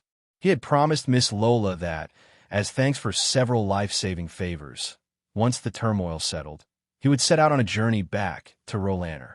The thought of settling down would have to be postponed for a long time. Leon shook his head. This body was only 15 years old after all. How had he started contemplating retirement? It seemed the recent hardships really exhausted both body and mind. ****. Azarian dusted off some dust from the wooden floor, sat down leaning against the wall, and stretched. This place isn't bad. At least we won't have to keep watch for predatory animals at night. Leon also sat down, leaning against the wall and yawning. His eyelids likewise began to droop. Let's rest here for a couple of days. Afterward, shall we check out that town the old blacksmith mentioned? Leon closed his eyes, his voice weary as he addressed his companion. Waiting for a response for a while and receiving none, he reluctantly opened his eyes to look. It turned out that during that short conversation, Azarian had already fallen asleep, breathing evenly. As for Lokak, he had already slumped over on a makeshift platform made from the wooden boxes, emitting deep snores. After a long period of high tension and fleeing for their lives, suddenly relaxing in a safe environment, the young men could no longer resist their fatigue. In a hazy slumber, Leon suddenly heard someone calling his name. He instinctively grasped the hilt of his sword. Only when his mind had cleared did he recognize the voice as Olivia's. "Leon, are you all still up there?" Rubbing his eyes, Leon got up and went to the top of the stairs to look down.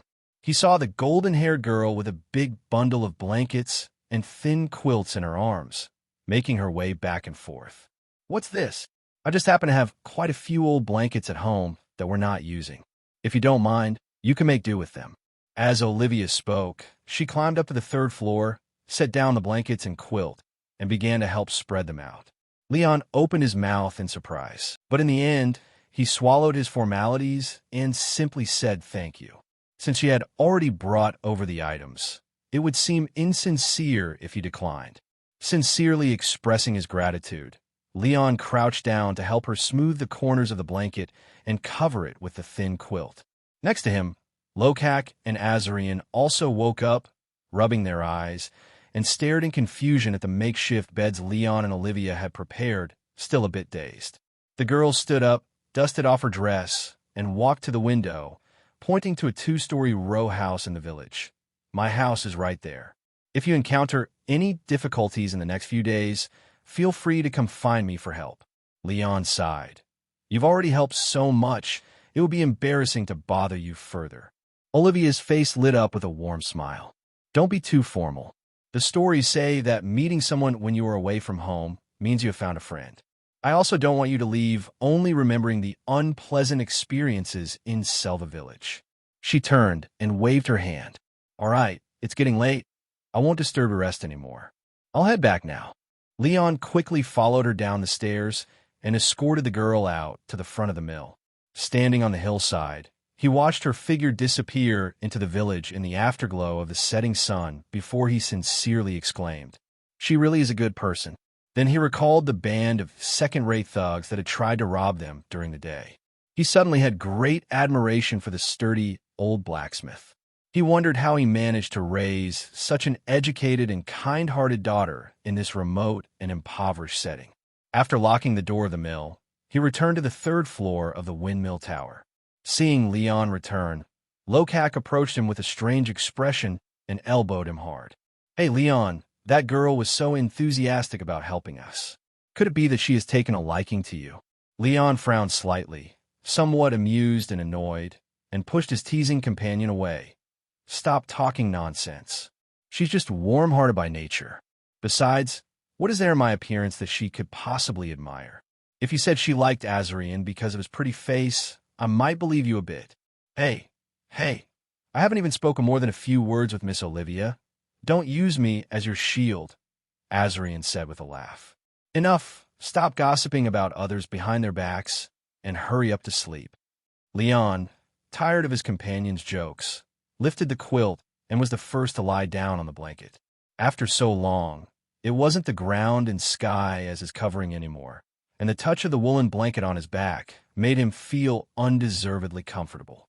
The 3 people in the windmill mill snored heavily in their sleep, not waking up until noon next day. Had it not been for the sunlight piercing their eyes as it streamed in through the windows and roof gaps, they probably could have slept with their heads buried until the evening. Reluctantly yawning, they got up from the floor, packed up their blankets, had a simple meal of dry food, and then left the mill. Washing their faces by the river, Leon and his 2 companions used the toothbrushes made from softwood filaments bought from the village to thoroughly clean their teeth, which hadn't been brushed in days. Yes, toothbrushes. Leon didn't know if toothbrushes were invented during the medieval times on Earth in a previous life, but at least in this world, whether among the Syrian folk or in the local Orland countryside, people had toothbrushes, though their appearances and materials varied. For example, the hunter's family, to whom his current body originally belonged, used cheap animal hair stick brushes produced by small workshops in the Rolander market. And from the descriptions Leon had heard during chats, the toothbrushes used in the Syrian noble families were even closer to the modern ones on Earth. However, the so-called toothbrushes bought in the local village were much more rudimentary than either of the previous 2.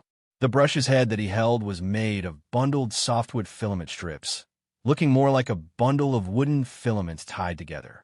It was quite simple to use. One just had to hold it upright and scrub the teeth with the small exposed tuft of the brush head. If long-term usage caused the head to fray or become dirty, they would just cut off the front section and fluff up the fresh cut end for a new brush head. It seemed that even in a society that wasn't developed with advanced science and technology, the ingenuity of the working people was not to be underestimated. After rinsing his mouth with the clear stream water, Leon instantly felt clear-headed and refreshed. "I wanted to ask you too yesterday, but you were asleep," he said, sitting on a rock and beginning to discuss the next step of their plan with his companions. "I'm thinking of going to that town the old blacksmith mentioned to see if we can sell this long sword. That way, we don't have to carry it wrapped in cloth everywhere, constantly being eyed by people with bad intentions. What do you think? It's your spoils of war, so I have no objections, but it's a pity being unfamiliar with life here. Even if we find a buyer, they might try to underprice us seeing that we are young."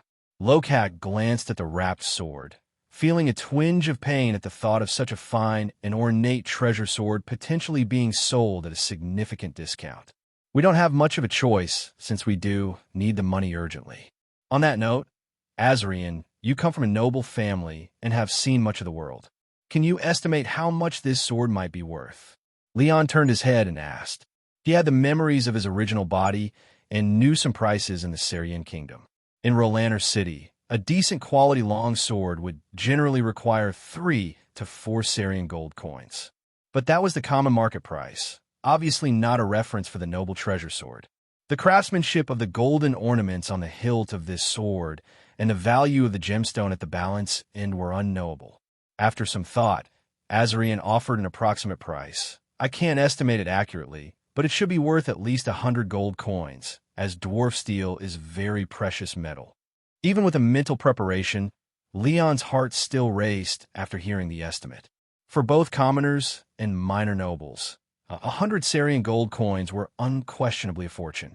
It was just unknown what the exchange rate between Syrian gold coins and the gold crowns of the Northern Kingdom was. How many gold crowns would equal 100 Syrian gold coins? Of course, having a rough price expectation wasn't enough. Leon was now more troubled by the lack of channels to sell the sword.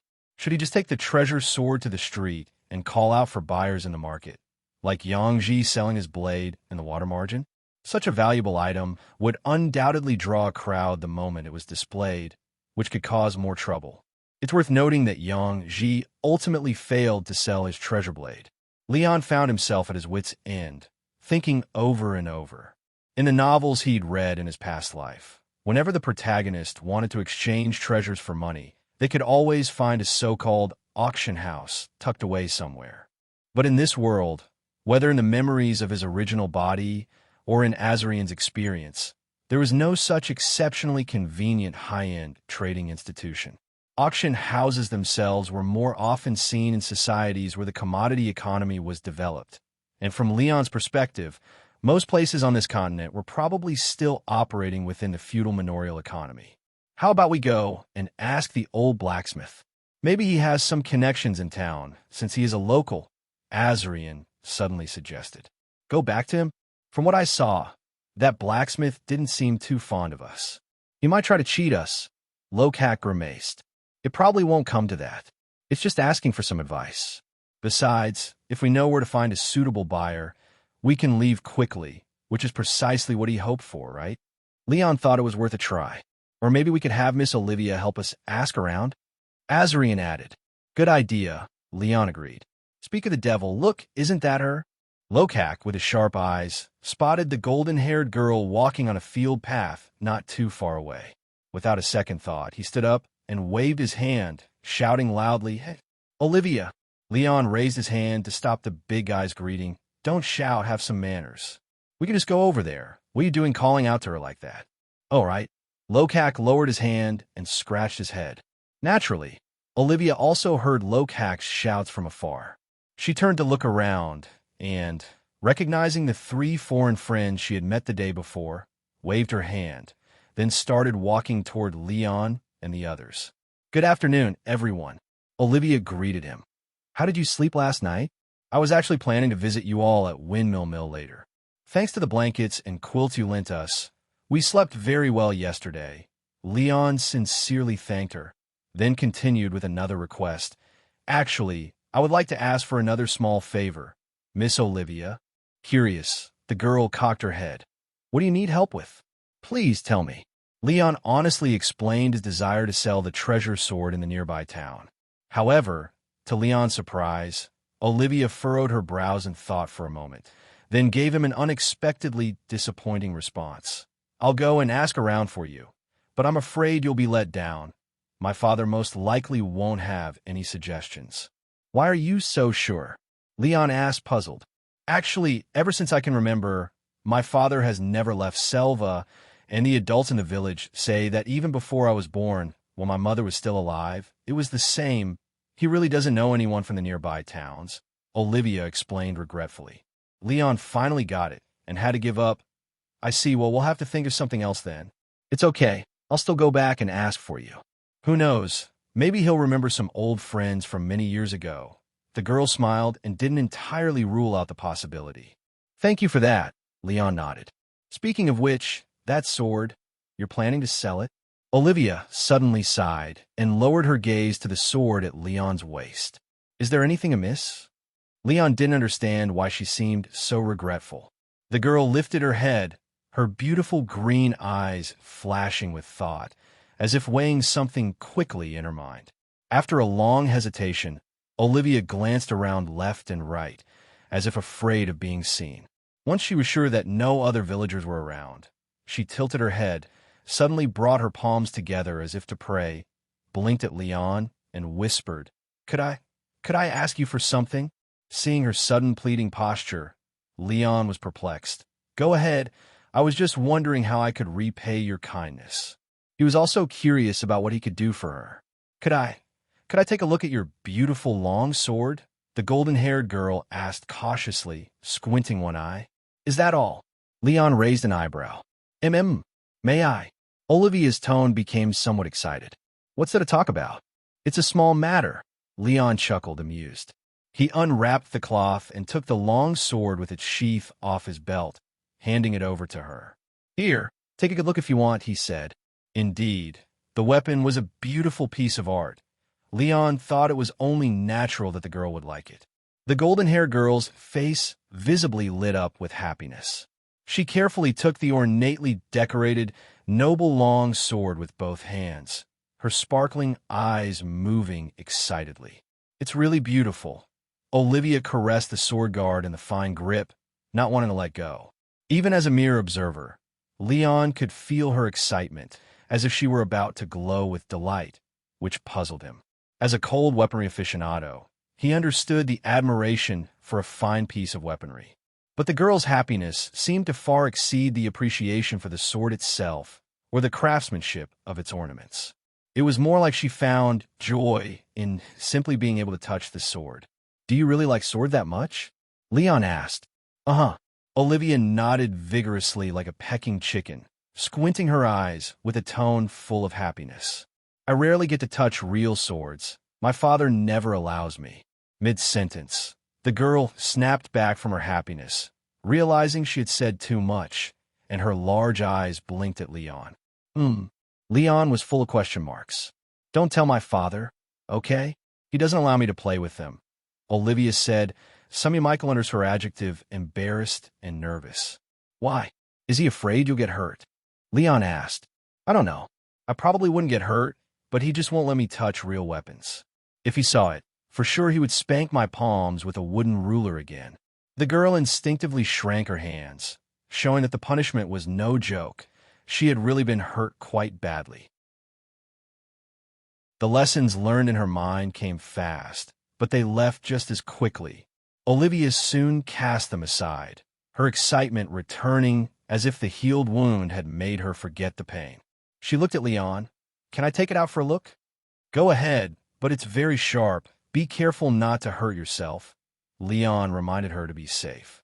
No matter how exquisite, this was a weapon, not a toy. One must always be careful when handling it. Olivia nodded obediently, her right hand deftly gripping the hilt, slowly pulling out the long sword. The smooth and beautiful blade sang softly as it was drawn from the sheath. Under the bright sunlight, the silver blade reflected a dazzling radiance. The girl held the tip upward, slanted the blade, and admired the exquisite treasure sword forged from special steel with admiration in her eyes. Instinctively, Olivia started to raise her hand with the sword, but then retracted it midway, stealing a glance at the youth beside her with a tentative expression. Leon smiled, as if he had seen through the girl's suppressed eagerness to try. Why look at me with such a pathetic gaze? If you want to play, go ahead. There's no one around, and we won't tell your father. Just don't get injured or accidentally let it slip and hurt us. Swinging it around here won't be an issue. Thank you, Leon. With permission granted, Olivia's eyes shone even more brightly. Without a belt to secure it, and not wanting to place her friend's scabbard on the ground and dirty it, she skillfully flipped the scabbard upright and handed it over with her left hand. Once Leon took the scabbard, Olivia stepped back a few paces, distancing herself slightly from the three before turning sideways to face the empty field. Last time I secretly played with the steel sword in the shop was 3 years ago. The girl murmured wistfully, grasping the hilt raised to her side with both hands. Under her somewhat cumbersome long skirt, her light footsteps suddenly shifted. Buzz! 2 silver loops with a whistling wind passed by, and Leon's eyes were momentarily dazzled. The girl had swiftly completed a step forward and a retreat, stopping in a stance resembling the bull style. His previously natural expression froze on his face. What happened? He blinked hard, his mind racing to recall. It seemed like perhaps, possibly, probably, maybe he had just seen Olivia moving from right to left in a roof-style step, changing her stance, then stepping back to her original position. Yes, it was just a change in a left and right stance, very quick, very agile. It was a common sword-warming exercise. But the sword? No sword movement? Just footwork and body movements without swinging the sword? No. He had indeed been dazzled by 2 rays of reflected sunlight. And indeed, the girl in front of him had gone from lifting her sword to holding it horizontally. Sweat broke out on Leon's forehead. This terrifying sword speed. What kind of superhuman swordsmanship was this? He could barely guess from the body movements that it was a step forward side slash followed by a retreat shoulder slash, and then a fluid return to the original hand-on sword stance. The rays of the sun naturally couldn't keep up with the metal mirror surface moving through the air. His dynamic vision had completely failed to follow the trajectory of the sword, just swung, to the point where his brain even harbored doubt. Leon glanced sidelong at his companions. Lokak opened his mouth wide in astonishment, almost as if he could fit an egg inside it. Azarian's reaction was similar, rubbing his eyes as if he doubted he was seeing things. However, Olivia, absorbed in her world, didn't notice the bewildered expressions of her 3 foreign friends. She was completely immersed in the joy of swinging the long sword in her hand. Her footsteps lightly tapped. With that, the girl's figure crossed a shoulder's breadth. The sword wind howled, and in an instant, 3 arcs of movement wrapped the girl as if she was clothed in a silver gossamer veil. The moment her footsteps touched the ground, 2 shadows split the oncoming breeze. By the time Leon could see the blade again, the girl had already stopped her movement, and the long sword had come to rest at her side in the iron gate style. "It's hard to move with the skirt in the way," Olivia murmured quietly, lifting the blade and tucking the hem of her skirt into the waistband with her left hand. Of course, there was no scandalous exposure. Beneath the girl's long skirt was a pair of plain white bloomers that were quite modest, covering even the calves with tight, long stockings. But at this moment, Leon had no interest in making remarks about how conservative the women's fashion of this world was. His brain was still stuck in the futile attempt to catch up with the vanishing sword trace. Without waiting for the others to regain their senses, Olivia, with her skirt pinned up, once again started moving. Slash, flick, chop, swing, hack, entangle. Her delicate shoes moved swiftly across the grass, advancing, retreating, leaping, sidestepping. Her movements were rapid and nimble, causing the skirt's falling edges to spin and flutter continuously.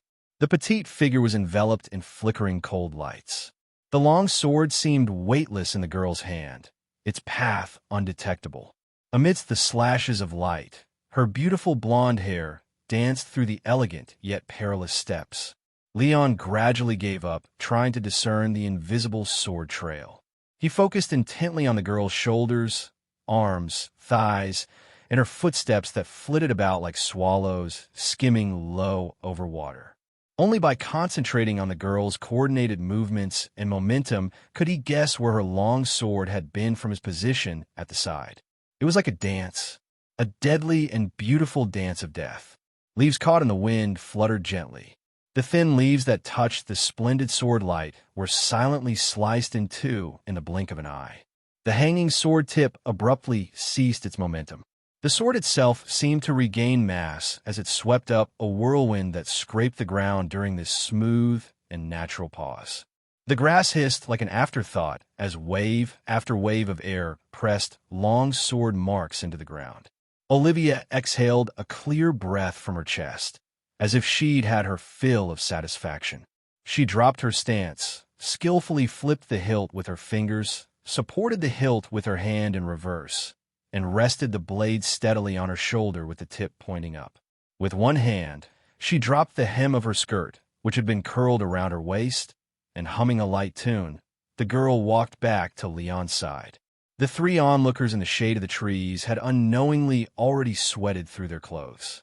Leon swallowed hard, coming back to his senses from his amazement, and suddenly thought of the village bully who dared to point a short sword at the girl yesterday. He couldn't help but feel emotional. Bro, how can you be so brave? On second thought, since the old blacksmith didn't let Olivia touch swords, that meant those village bullies, although beaten up by the girl, probably had never really seen her display her full sword skill. Otherwise, Leon didn't think they'd have the guts to speak so loudly to Olivia, even to threaten to kill her. Bro, do you have enough heads for her to chop off? I haven't swung my sword so happily in a long time. I'm really happy. The girl gently shook the sword she was holding and smiled in contentment, her slightly flushed cheeks from the exercise looking especially satisfied. Leon looked at the girl leaning on her sword in front of him, a feeling of déjà vu suddenly washing over him. Aside from the lack of idiot hair, she really did bear a resemblance. He couldn't help but absurdly ask, Olivia, could it be that your real name is Altoria? Olivia tilted her head, looking puzzled at Leon. I'm sorry, I didn't understand. Who is that? Leon covered his face and waved his hand. Sorry, it was just a joke. Forget that nonsense. Olivia? ? Leon clapped his stiff cheeks and tried to regain his composure as he scrutinized the mysterious country girl. Recalling the old blacksmith's advice from yesterday, Leon indeed felt that he should take the advice seriously and leave this place sooner rather than later, so as not to be involved in any strange secrets that weren't meant for the three of them outsiders. Lokak's reaction was much more direct. The youth who grew up in a barracks widened his eyes. Having practiced martial arts since childhood, he was naturally aware of the value of the other party's swordsmanship. Olivia, your swordsmanship is too amazing. Who did you learn it from? At this moment, facing the girl before him, the son of the military officer instinctively softened his voice when he spoke. This swordsmanship? I pestered my father to teach me when I was a child. The girl answered while she reached out to hold the scabbard of the long sword in Leon's hand, gently sliding the sword back into place, returning it to its owner. There was a point where play had to end, and she had her fill of enjoyment. Isn't Uncle Brian a blacksmith? I didn't know he knew swordsmanship. Leon recalled the old blacksmith's build, which indeed suggested traces of a seasoned practitioner. I heard that my father once served in the king's army, but he returned to the village because of a leg injury. Olivia explained matter-of-factly. The speaker meant no harm, but upon hearing this, Lokak couldn't help but marvel internally. His own father had served in the Holy Land City Guard for many years as a sergeant, yet neither he nor his father possessed such astonishing martial arts skills. Azarian voiced his doubt. If you learned to be this good from him, why would your father be content working as a blacksmith in the village? Even if his leg injury prevented him from returning to battle, surely it would be more promising for him to serve as a swordsmanship instructor in the castle of great nobles. The noble youth silently weighed the several knights who had taught him martial arts. The girl before him surpassed them in terms of sword skill, something he would have struggled to believe had he not seen it with his own eyes. Someone so young, a delicate girl no less, to wield a sword to such an extent. With that thought, the old blacksmith truly seemed to be a hermit of extraordinary ability, hidden away in their mountain village. On hearing this, Olivia touched her hair with slight embarrassment. Thank you for the compliments, but aren't you exaggerating a bit? She knew she had a natural talent for fighting from a young age, but still did not understand Leon and his companion's astonishment. The girl was a bit perplexed. Is what you say true?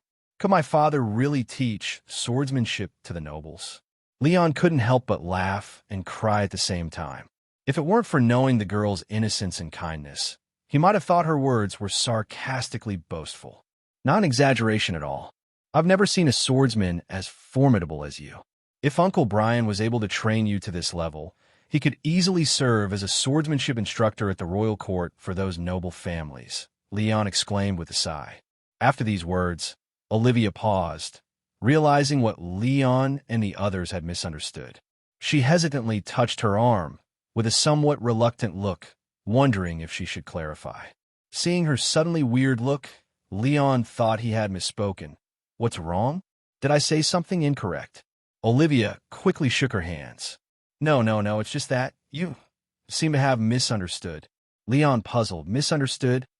Well, actually, the girl began to explain with difficulty, choosing her words carefully, not wanting the others to think she intended to belittle her father.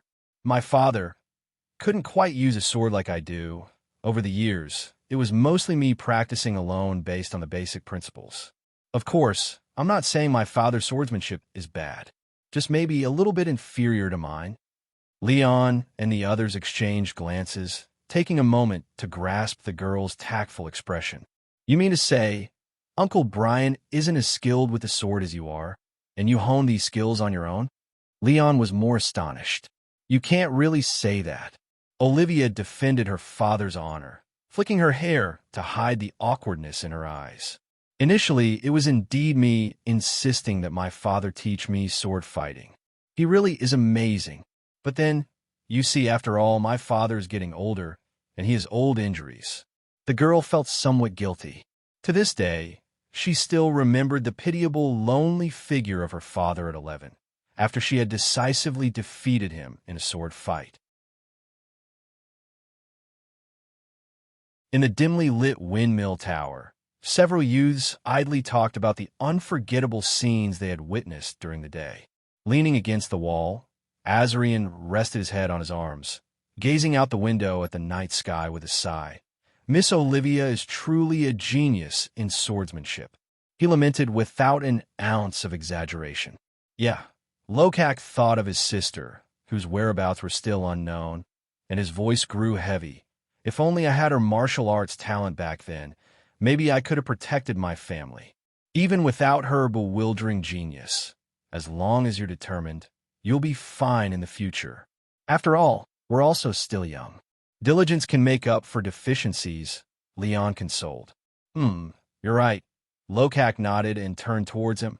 Let's go talk to Olivia again tomorrow. I want to ask her for some swordsmanship guidance, to give me some pointers. She probably won't refuse, but we can't stay here for another 2 days, and in such a short time. What can you really learn? Leon said. Exchanging skills with a master always has some benefits and insights. That's what my father used to tell me.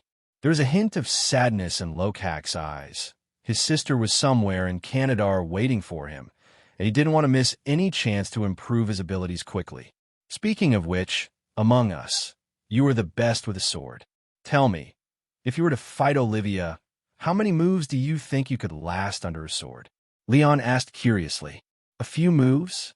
Lokak's eyebrow twitched, and he gave an awkward smile as he scratched his cheek. Leon, you think too highly of me. Clap. Lokak's hands were forced down again, hit one more time.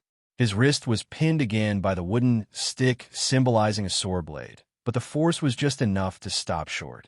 If it hadn't been for that restriction, even a wooden stick could have fractured his wrist with that strike. Beautiful. Leon once again expressed admiration for that decisive blow under the cool shade of the windmill mill tower. The golden-haired girl retracted her stick, blue-green eyes looking somewhat anxious as she watched the heavily sweating Lokak, and suggested kindly, maybe you should take a break.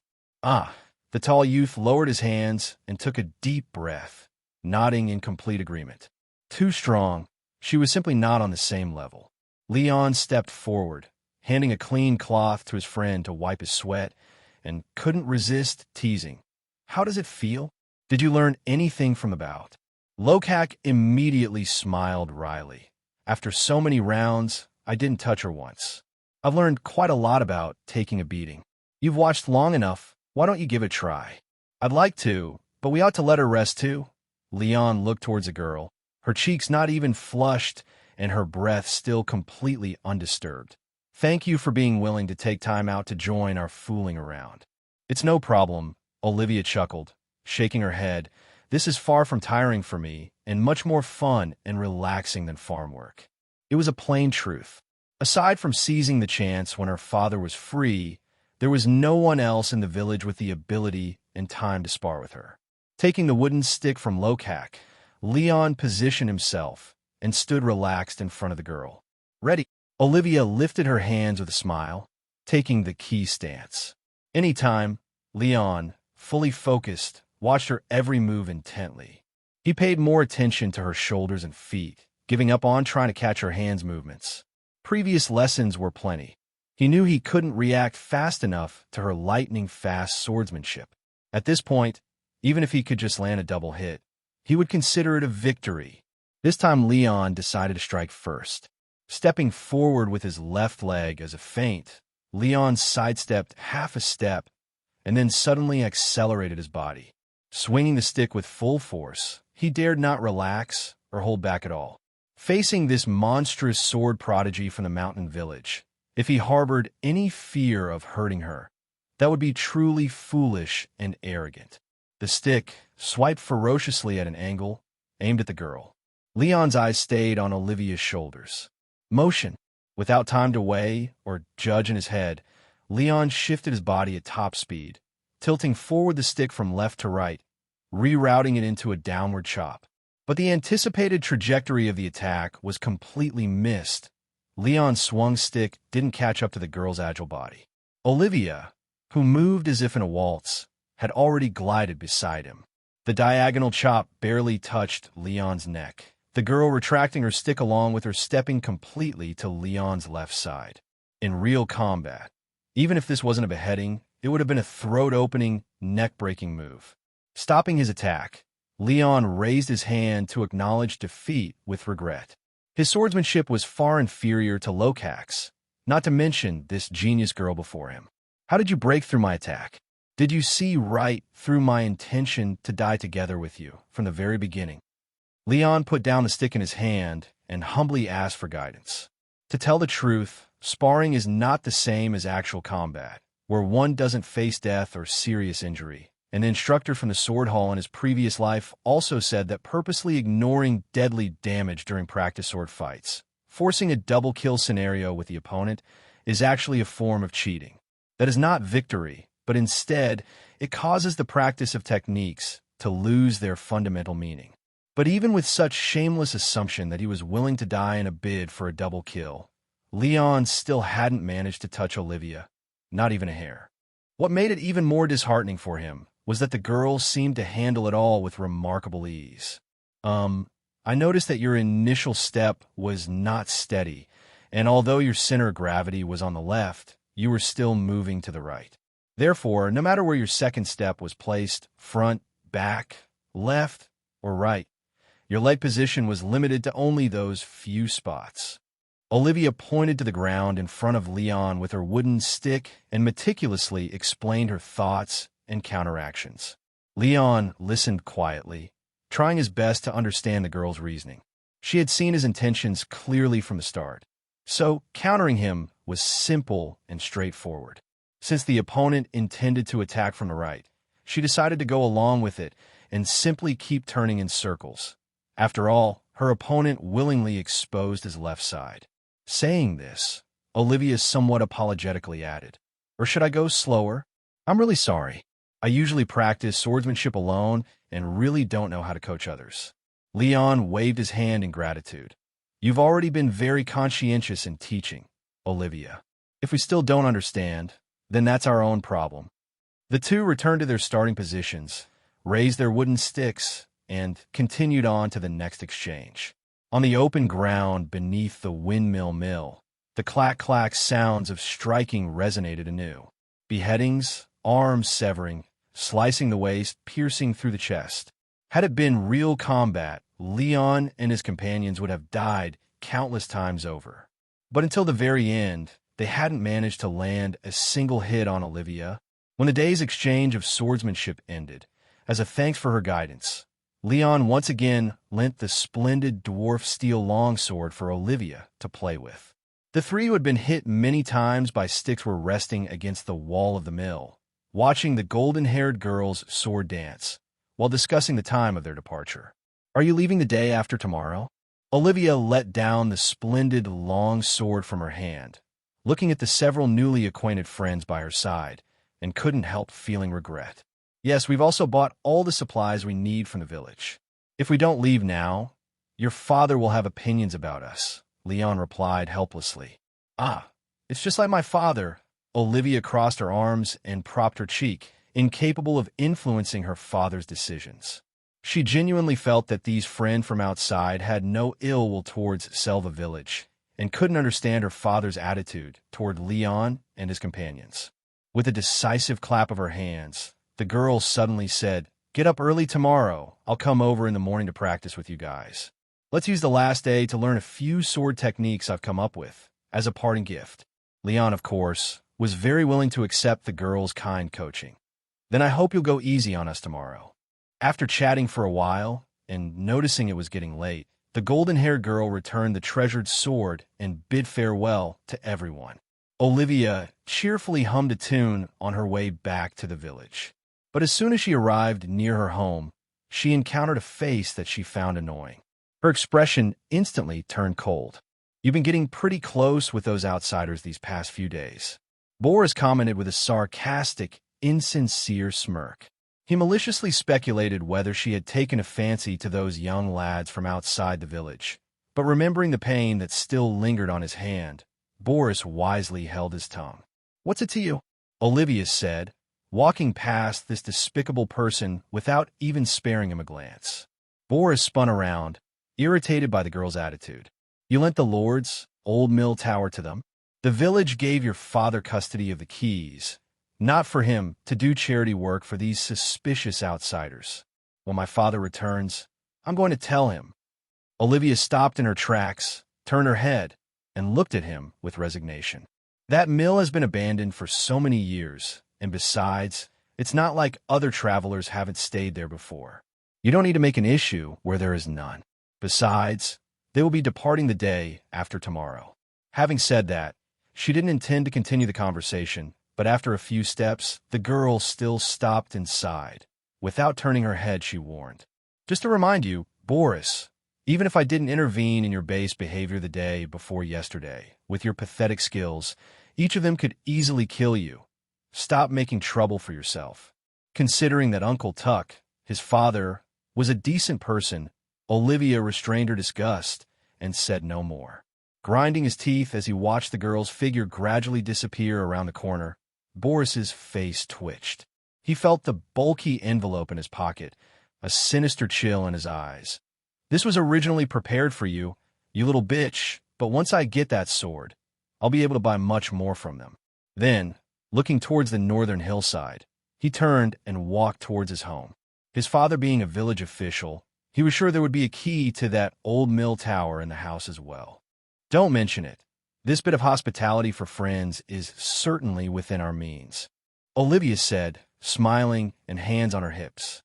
Inside the windmill mill, on the picnic mat spread out by the girl, an assorted array of food was neatly arranged. Leon and his two companions looked at each other, somewhat flabbergasted by the honor. They had gotten up early as planned that day and hadn't expected that. After only a short wait, Olivia arrived with 2 large baskets to find them. As soon as the girl entered, she started laying out a spread, bringing out a variety of homemade, delicious dishes from the baskets. White bread filled with the scent of milk, freshly baked egg pies, sliced smoked ham, cut into segments, a fragrant stew of meat simmering in a clay pot, and various pastries Leon couldn't even name. For them, who had lived as wild men for so long, the rich and delicious food continuously tantalized their noses and taste buds. "This is too much trouble, and it's all freshly made." Lokak swallowed, a little embarrassed as he spoke. "If you still consider me a friend, don't stand on ceremony. This is a farewell meal for you," the girl said, smoothing her skirt and sitting down cross-legged, gesturing to the 3 of them. Come sit down. Let's eat together." "Thank you for your kindness. It would be rude not to accept," Leon said gratefully, taking his seat first. His stomach had been complaining for a while. Azarian also pulled the dazed Lokak down to sit cross-legged. Thank you for the hospitality. Try this. This is Aunt Millia's handiwork. Her pastries are the best in the village. Olivia wrapped up her favorite dessert with a napkin for the three, and then she happily indulged herself. Leon no longer held back, stuffing the pastries, which both looked and smelled incredibly inviting, into his mouth. No wonder the golden-haired girl's face puffed up with joy, revealing an expression full of happiness as soon as she took a bite. The mild sweetness accompanied by a hint of fruity fragrance. Despite having tasted all kinds of delicacies in his previous life, Leon couldn't find a single fault with these local specialty pastries. This meal was especially enjoyable, both the food and conversation. Taking into account Olivia's curiosity and interest in the outside world, as a form of gratitude, Leon sifted through the memories of his predecessor during their journey and told the girl, who had long lived in the mountain village, about the curious tales and local customs of the Syrian kingdom. These topics, which could evoke a sense of homesickness, weighed too heavily on Lokak and Azarian, with their painful memories vividly in mind. Naturally, it was only Leon, the foreign soul, who could talk and refer to it without much burden. From the Holy Soul Church, which revered the sacred flame of the sun, to the salvation myths of the prophet Alaril, to the ancient temples of the Holy Sun Church towering majestically, and the countless pilgrim groups from the central mainland nations. Leon said whatever came to mind, fascinating Olivia, the country girl, with tale after tale from abroad, leaving her starry-eyed and astonished. Without her realizing, she even edged closer to him. Leon, slowing down the conversation, inadvertently glanced at the golden-haired girl beside him, engrossed in his tales. He wasn't sure if it was the sweetness of the pastries or the pleasant fragrance of the girl, but he felt his cheeks grow slightly warm. To be honest, neither in his previous life nor in the life of his predecessor had he experienced being looked at with such anticipation and excitement by a girl. In his past life, he was fully immersed in hobbies like armor and weapons, horseback archery, card chess, animations, novels, myriad interests that filled his leisure time completely, leaving little experience with the opposite sex, not befitting of someone as nearing 30 years. So now, being close to this beautiful girl, it was only natural that Leon felt a flicker of excitement. It wasn't that he had any improper thoughts, but the thought of departing on a journey the next day and the likeliness of never seeing this kindly village girl again left him quietly regretful. Who would refuse the company of such a pure and beautiful girl? Of course, if one were to entertain such thoughts, the tough village lads accustomed to fisticuffs might have words to say. But Leon felt that as long as one's behavior wasn't improper, this considerate girl wouldn't show the stern face of a formidable lioness. After the fulfilling meal, they rested a bit, then once again made their way under the shade of the windmill tower, picking up long sticks to continue learning martial arts from the formidable genius girl. This time, Olivia showed Leon and the others a technique she had recently created herself. She called it cat spinning. Strictly speaking, it isn't even swordsmanship. It can be applied to any weapon combat. According to the girl, the idea for this body technique came to her when she observed a frightened cat spin around quickly, leading her to create the movement. Designed for rapid maneuvering and quick movement in the midst of fierce melee. Although it sounds complicated, but actually doing it is even more damn complicated. Leon was highly doubtful that they could grasp the fundamentals and practical applications of this skill in the short span of a single afternoon. Time slipped by quietly during the explanation and practice, as happy moments are always fleeting. It was time to part again.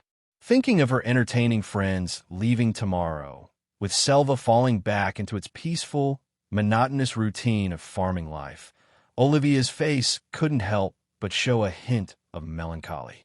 Since we're leaving tomorrow, how about I go up and bring your blankets and quilts back to your place? Leon offered. No, keep using them tonight. Just roll them up and leave them in the mill before you go tomorrow. I'll come to get them. The girl waved her hand dismissively. After speaking, Olivia looked at them reluctantly. If you ever pass by Selva again, remember to come to reminisce with me. I promise. Next time I'll convince my father to truly host you at our home. Sure, once I've dealt with my own matters, I'll come back to visit you. Leon promised cheerfully. Me too. Once I rescue my sister, I'll bring her along. Lokak patted his chest and assured. Azarian nodded in agreement. I hope we'll have the chance to invite you to our homeland someday. We'll treat you well when that time comes. Hee hee. Then it's a deal, the girl agreed lightheartedly. Carrying an empty basket, Olivia stepped forward and bowed slightly, softly offering her friends a blessing. May the gods bless you, and may your journey be safe. At midnight, the entire Selva village was quietly asleep, with only the occasional bark of a dog and chirp of insects adorning the tranquil countryside night. The soft moonlight barely made the roads discernible, as a sneaky figure holding a dimly lit candle lantern stepped out of the village, making their way toward the northern hill. Boris had arrived at the rundown, deserted windmill mill. Cautiously, he approached the door and pressed his ear against the wood, listening for any sounds inside. No luck. There were no snores of deep sleep, implying that the three might not be on the first floor. He retrieved another key to the windmill mill from his pocket, gently inserted it into the keyhole, and carefully turned it, avoiding any noise as much as possible. Perhaps due to having done such unscrupulous deeds more than once, Boris's movements seemed almost practiced. With the door slightly ajar, he lifted the candle to peer inside, and as he expected, the first floor of the mill was empty. He tiptoed inside. With a thick, damp cloth prepared in advance, Boris covered his mouth and nose, then continued up the stairs to the second floor with his candle. After scanning the area, there was no one on the second floor either. Boris proceeded to ascend to the third floor. Peeking out from the staircase entrance, he finally spotted the sleeping mats of the three young boys. Feeling elated, Boris did not continue upward. He resented Olivia's indifference toward him, but did not completely discount the girl's warning. Regardless, tonight he was alone in his endeavor. If he woke those three runaway lads, indeed he would be outnumbered. Fortunately, he only needed to outsmart them. From his chest pocket, he took out the precious packet and poured the medicine cube into his personal incense burner, then used the candle to light it. Mysterious sedative smoke rose quietly in the dim light of the flame, and Boris quickly held his breath. He had already tested the potency of this sedative acquired from a mysterious person in town.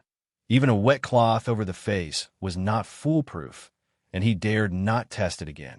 Pushing the incense burner as close as possible to where the boys lay, Boris retreated down the stairs to the lower floor, pressing the wet cloth to his face, suppressing a cunning smirk. He waited silently for the sedative smoke to take effect in the upper floor. A mysterious breeze swept out from his mouth and nose, carrying a fragrant smoke with it, dispersing the air in front of Leon under the slight disturbance of magic power. The magic element within his body stimulated his slumbering brain. Wake up! The touch of the voice in his heart seemed to reach deep into his spirit.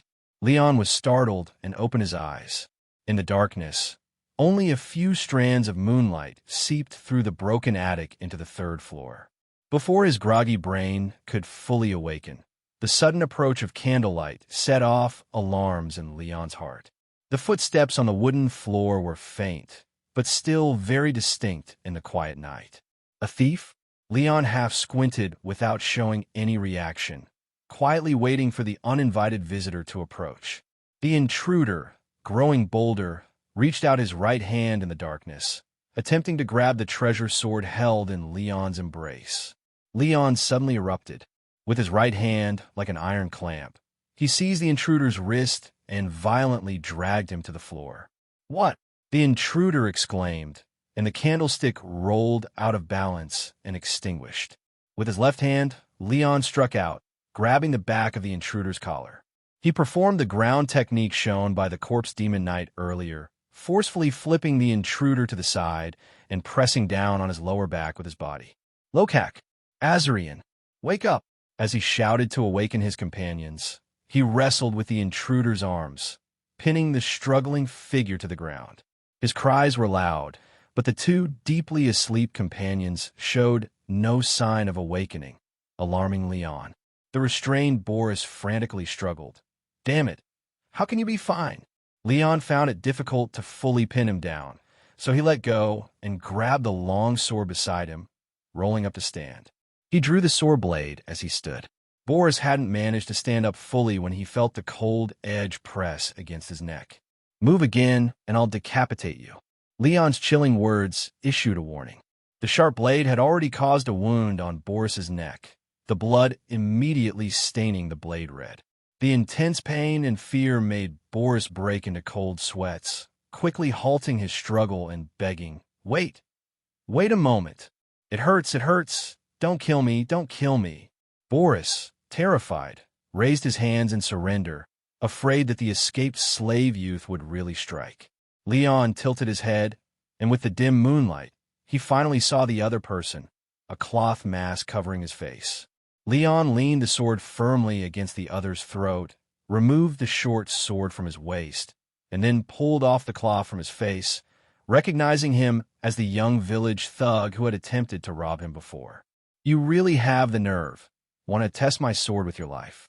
Leon cursed angrily. Glancing at his still unconscious companions on the floor, Leon suddenly felt a murderous intent rising.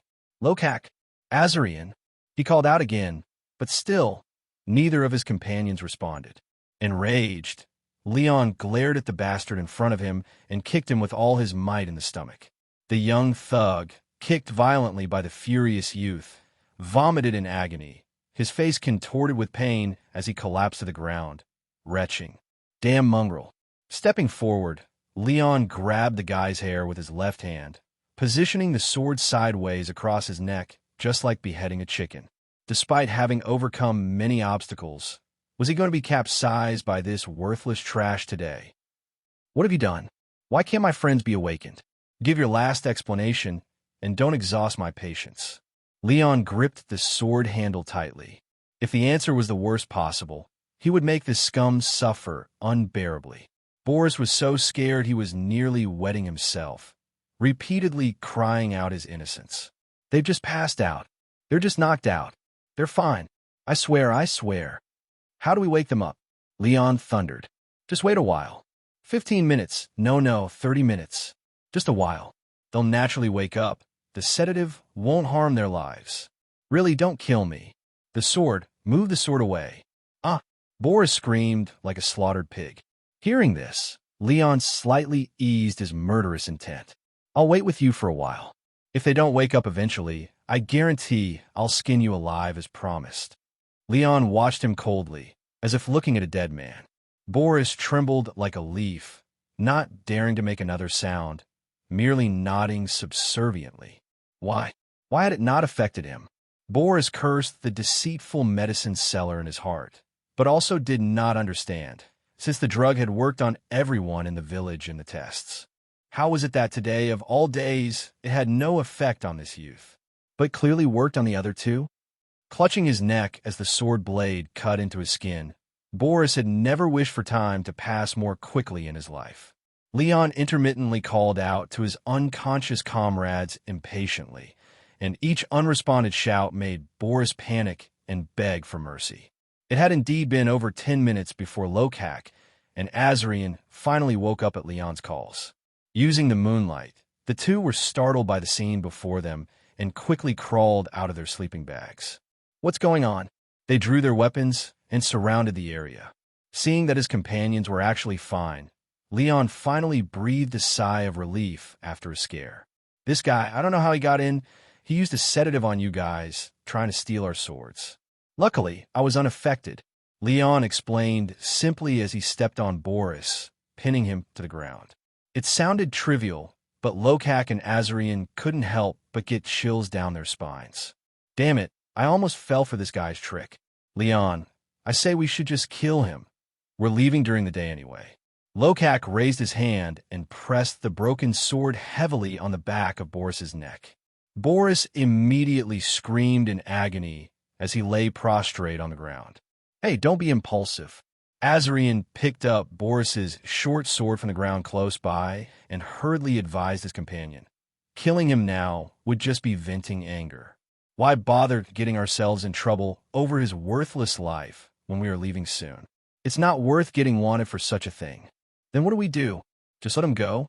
This son of a bitch keeps causing trouble. I really want to mash him up right now. Lokak said angrily. Azarian's right. Since you two are fine, we really don't need to burden ourselves with his blood. Leon calmed down, put away his long sword, and sighed. Boris gasped for air violently. Upon hearing this, his panicking heart finally felt as if it had been granted a pardon. Yet Leon then changed his tone. Of course, while we're not taking his life, we still need to teach him a lesson. What do you mean? Seeing Leon start to flex his fingers, Lokak couldn't help but smile slightly as he put away his broken sword and raised both hands, cracking his knuckles. Azarian tacitly blocked the stairway. For nearly an hour at the third level of the windmill tower, Boris's screams of agony filled the air, gradually weakening in his pleas and cries of pain. Practicing their punches and kicks on this human punching bag, the three of them beat him till their hands were sore, then dragged the severely injured Boris, who looked like a dead dog, outside the mill and kicked him down the hill. Watching the almost lifeless figure roll down the dirt slope, Leon felt a delightful satisfaction and briskly dusted off his hands. Let's go rest for a while. It will be daylight in a few hours, and we need to get going. Leon and his companions returned to the windmill. No longer in the mood to catch extra sleep, they tidied up their blankets. Leaning against the wall, they squinted their eyes and quietly waited for dawn. Frowning, Leon decided in his heart that once it was daylight, he would warn the old blacksmith and Olivia about Boris having the sedative. He had no energy to stay here and deal with this despicable village ruffian anymore. He would leave the issue for the young lion and Brian the blacksmith to handle. In the underbrush down the hillside, Boris, like a dead dog, had been unconscious for quite some time and only began to awake slowly as the cold of the deep night seeped into his bones. His whole body in excruciating pain, he managed to begrudgingly get up, perhaps too used to being beaten up by Olivia since he was little. Clouds obscured the moonlight, and bereft of all hope, Boris cursed in the absolute darkness. Talk about a failed attempt. The treasure sword was untouched, and he had been beaten for nothing. Touching his waist, he realized he had even left his short sword inside the windmill. Of course, he didn't dare go back to claim it now. Damn it, damn. Boris frantically scratched and kicked at the dark grass, cursing every foul word he could think of. He cursed those 3 foreign runaways, cursed Olivia, and cursed everything he could think of. Limping along, after a while Boris looked up again, only to find under the moonlight peeking back out from the clouds that he seemed to have taken the wrong direction. Not only had he not made his way back to the village, but he had also wandered far down an eastern path. Now at a loss for who to blame, he spat out a mouthful of bloody saliva, intending to turn back, but suddenly Boris spotted a dense flurry of lights far away and the faint sound of galloping hoofbeats heading towards the village. Robbers! Terrified, he quickly lay down in the roadside bushes, holding his breath.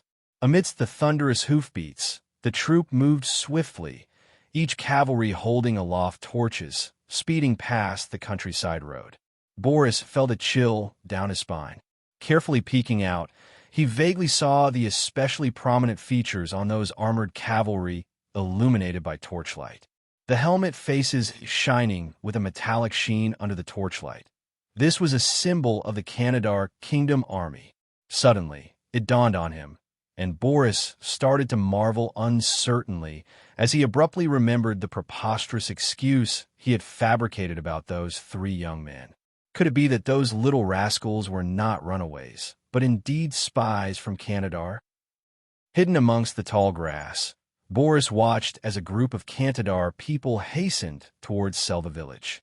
The flames had already gradually disappeared below the hillside, and he couldn't help but fall into deep fear. Rush back to spread the alarm? Spread what fucking alarm? Boris's movement aggravated his wound, causing him to shudder with pain. After all, his father and brothers had been conscripted to fight in the war, conveniently not in the village. So where did he get the mood to risk danger going back to care for the survival of these broken people of the land? As for those 2 nagging old folks, old biddies at home, and the other villagers, it would make no difference to him if they all died. Moreover, with the image of Olivia flashing in his mind, Boris could not help but smirk with self-satisfaction. Damn whore, protecting the spies from outside the village. I truly wish to see with my own eyes how you look when disaster befalls you. Imagining the girl suffering brutal ravages under the iron hooves of Canadar people, Boris felt a dark thrill in his heart. Struggling to his feet, his legs seemed invigorated by the pleasure swelling within him, and he carefully turned and walked cautiously along the dirt road towards the distance. I need to go to town to notify the Lord. Boris's figure disappeared resolutely at the end of the road. Under the cover of the night, dozens of cavalry who had been fleeing long distances stopped far away at the foot of a hill not far from the village, extinguishing their torches one by one as ordered, waiting quietly with their horses for the scout rider to return with news. Having fled the battlefield in defeat, both men and horses of their party had become utterly exhausted during their days of escape. With their supplies of food and water all but depleted, they were in a tight spot. However, the discovery ahead caused the spirits of these tired and broken soldiers to lift immediately. Several night attendants, who had gone ahead to reconnoiter, galloped over the hill and rushed back to their masters with swift reports. The Canadar noble knight, who appeared to be the leader, listened to his attendant's report, learning that ahead was just a small village with a few dozen households. His face, once tired, immediately shed its weariness, abruptly overcome with joy. Under the moonlight's gaze, he turned to give his orders to his cavalry and mercenary leader, which was tantamount to pronouncing the death sentence for this small, foreign village. Quickly, the remaining troops divided into 4 groups and set out on their respective paths. The leader's orders were simple, yet cruel. Take a short rest, and, just as dawn breaks, each unit was to surround the village and strike within, sparing no chicken or dog, taking what they needed. No villager was to escape the net. The noble knights quietly led their servant cavalry around to surround the east, west, and south sides of the village. Meanwhile, several hired cavalry, differing in weight of armor, directed by their mercenary leader, bypassed the hill and swiftly headed towards the north side up the hill slope. According to the scouts, there was a small tower on the hillside that was unknown to be inhabited or not, and it could serve as a temporary outpost before the attack. The sound of horse hooves traversed the night's dusty path, danger drawing ever closer. In the windmill mill, Leon, who was pretending to sleep in a corner by the window, seemed to hear something stirring. Having just experienced a village rogue breaking into his home, he opened his eyes alertly, listening carefully with a tilted ear. Discerning the faint sound of approaching horse hooves, Leon quickly got up, went to the window, and peered out through the slits of the partially closed wooden shutters. Shadows of numerous people and horses moving could be made out on the hillside, seemingly appearing out of nowhere. In the cover of the night, illuminated by moonlight, armored cavalry could barely be seen. Leon was alarmed. Where had this band of cavalry sprung from? Surely it wasn't Boris who had called them for revenge?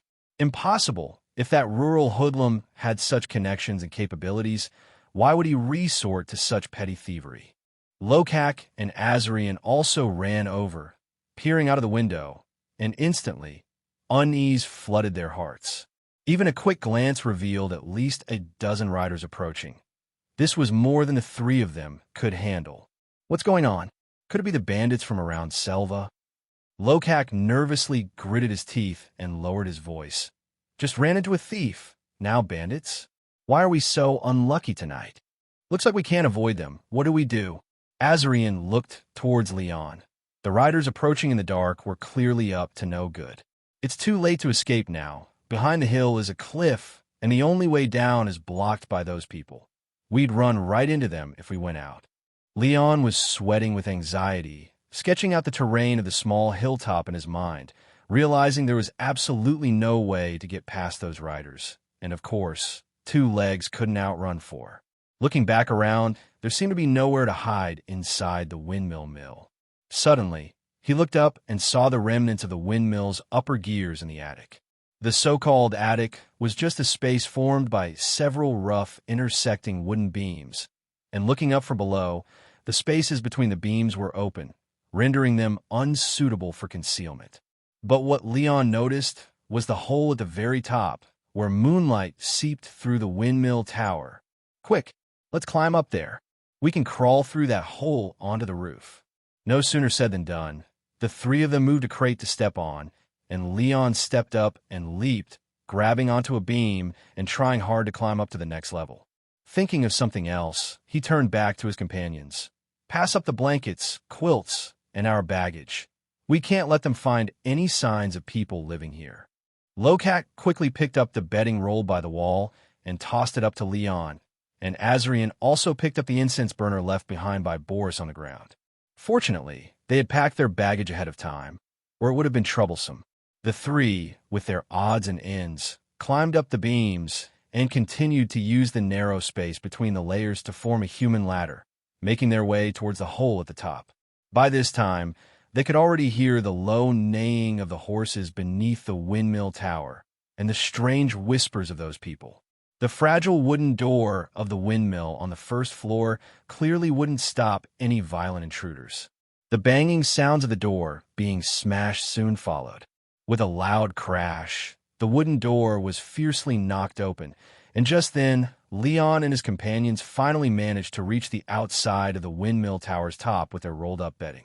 Lying on the roof, the young men were so nervous they hardly dared to breathe. Outside the windmill tower, Leon could already make out the jabbering conversation from below. Urian language, "It's those Cantadar bastards," Lokak muttered in a low, angry voice. Leon raised his hand to signal silence, but his heart was also full of anger, feeling like these Cantadar people were like clingy plasters, impossible to shake off. How could they appear within Orlan territory? Could it be that the Cantadar people had already defeated the Orlan people at the border and led an army inside? Through the crack at the top of the tower, Leon could hear the metallic sounds of the soldiers' armor and weapons moving inside the windmill mill. Heavy footsteps quickly climbed the wooden stairs, level by level. A few mercenaries holding sharp blades searched each floor of the windmill in the dark, but found nothing. "Is there anyone inside at all?" The Cantadar mercenary leader shouted into the tower from outside. A mercenary kicked a wooden crate casually, pushed open a window on the third floor, and poked his head out to answer the leader below. "Boss, this crappy place seems like it's been abandoned for a long time. There's not a single trace." The mercenary leader looked down at the village under the night sky and then ordered the men on the windmill, "When we head down later, you take a few men to stay behind as lookouts. This place is a good view. Help us keep an eye out for any pursuit. Just don't forget to snag an extra share for the brothers." The mercenary on the third floor reminded his leader. Looting villages and towns has always been the mainstay of the mercenary profession. Engaging enemies in battle was secondary. "Damn it, when have I ever shorted you guys?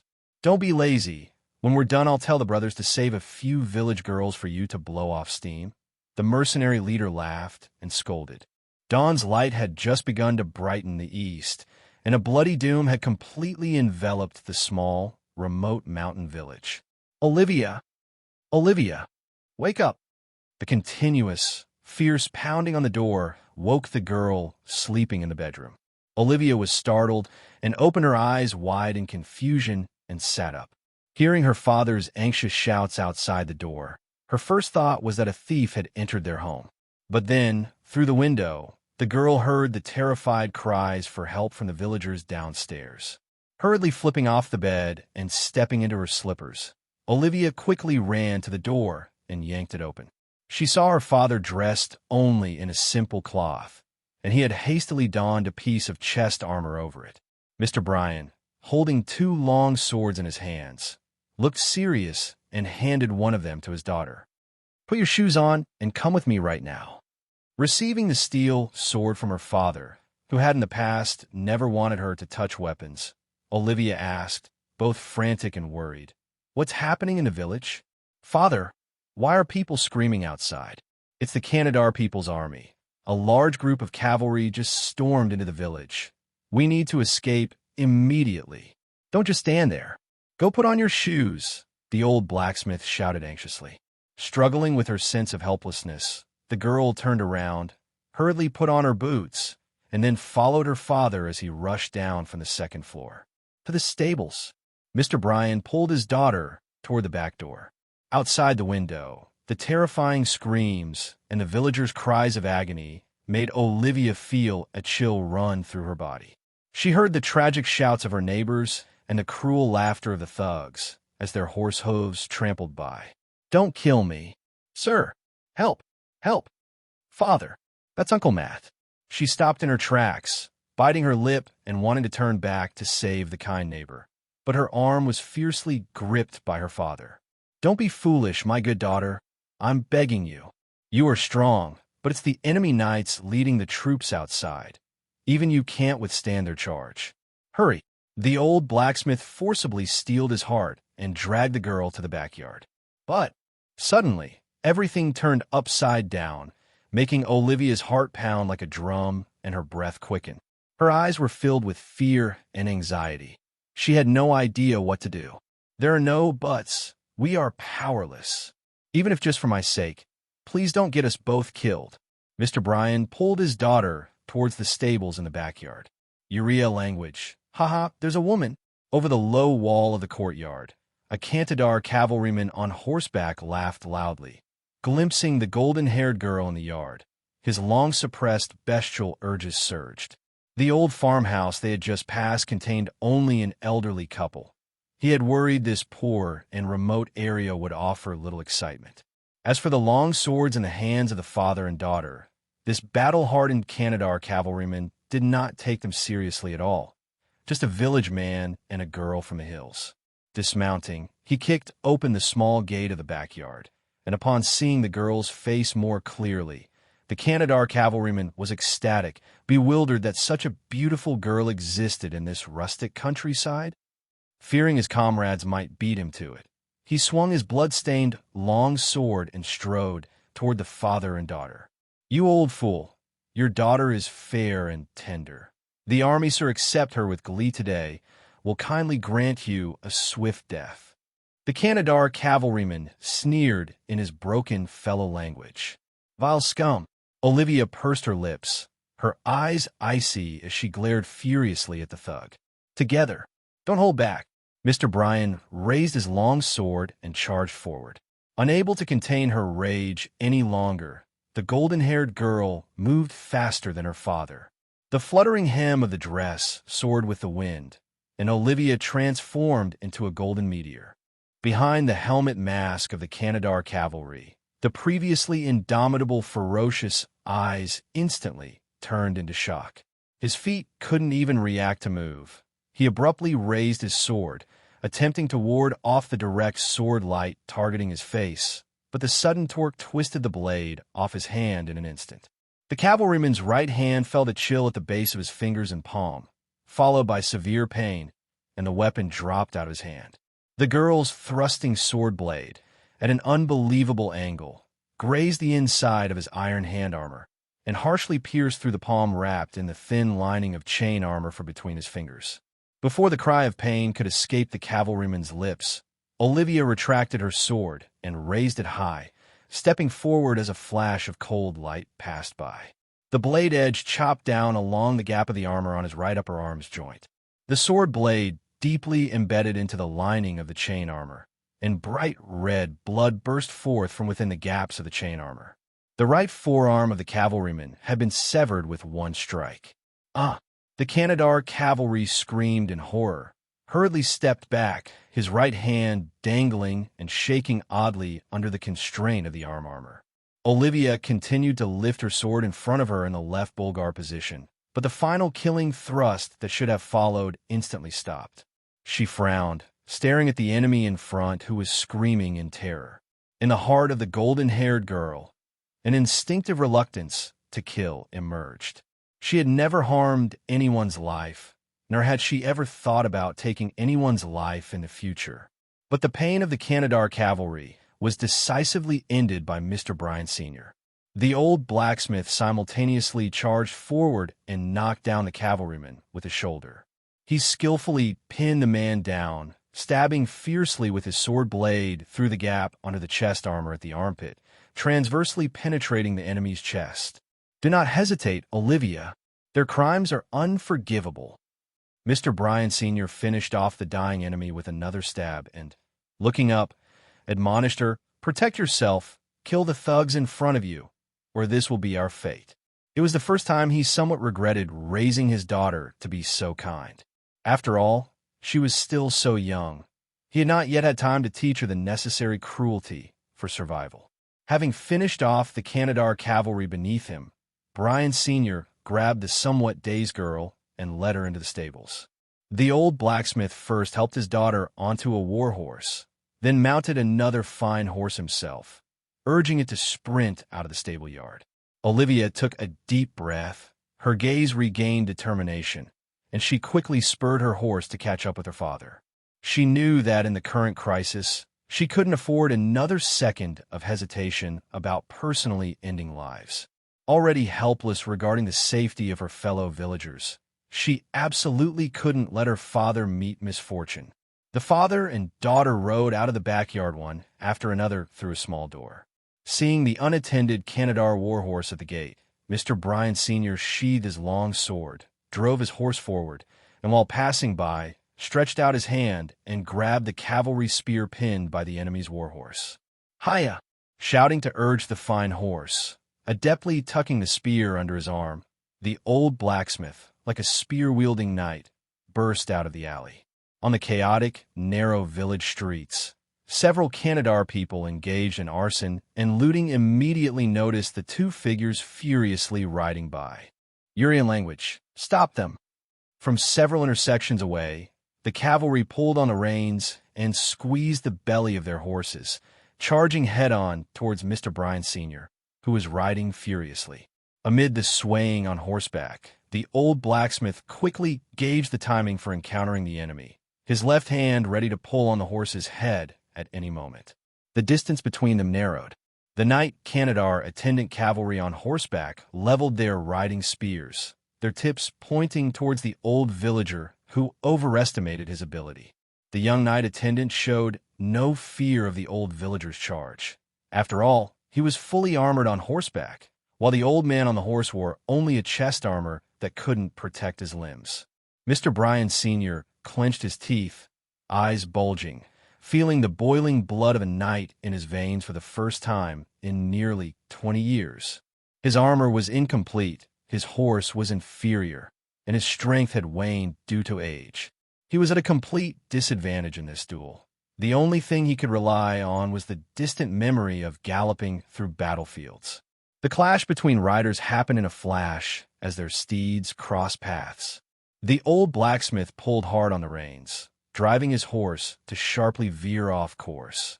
His right arm raised the cavalry spear, its shaft vibrating as he parried the enemy's thrusting spear. He twisted his body to the right while leaning forward, dodging the attack on horseback, and as his body passed parallel to his opponent in angle, he thrust his long spear fiercely toward the enemy's neck. The force of the galloping horse almost bent the tip of the long spear. The horrifying impact made a crisp crack sound in the Knight Canadar attendant cavalry's head, sending him flying off his horse in an instant. The dismounted attendant cavalry rolled on the ground due to inertia and was utterly lifeless not long after. Having successfully toppled his less skilled opponent, another Canadar cavalry was already charging at him with a spear.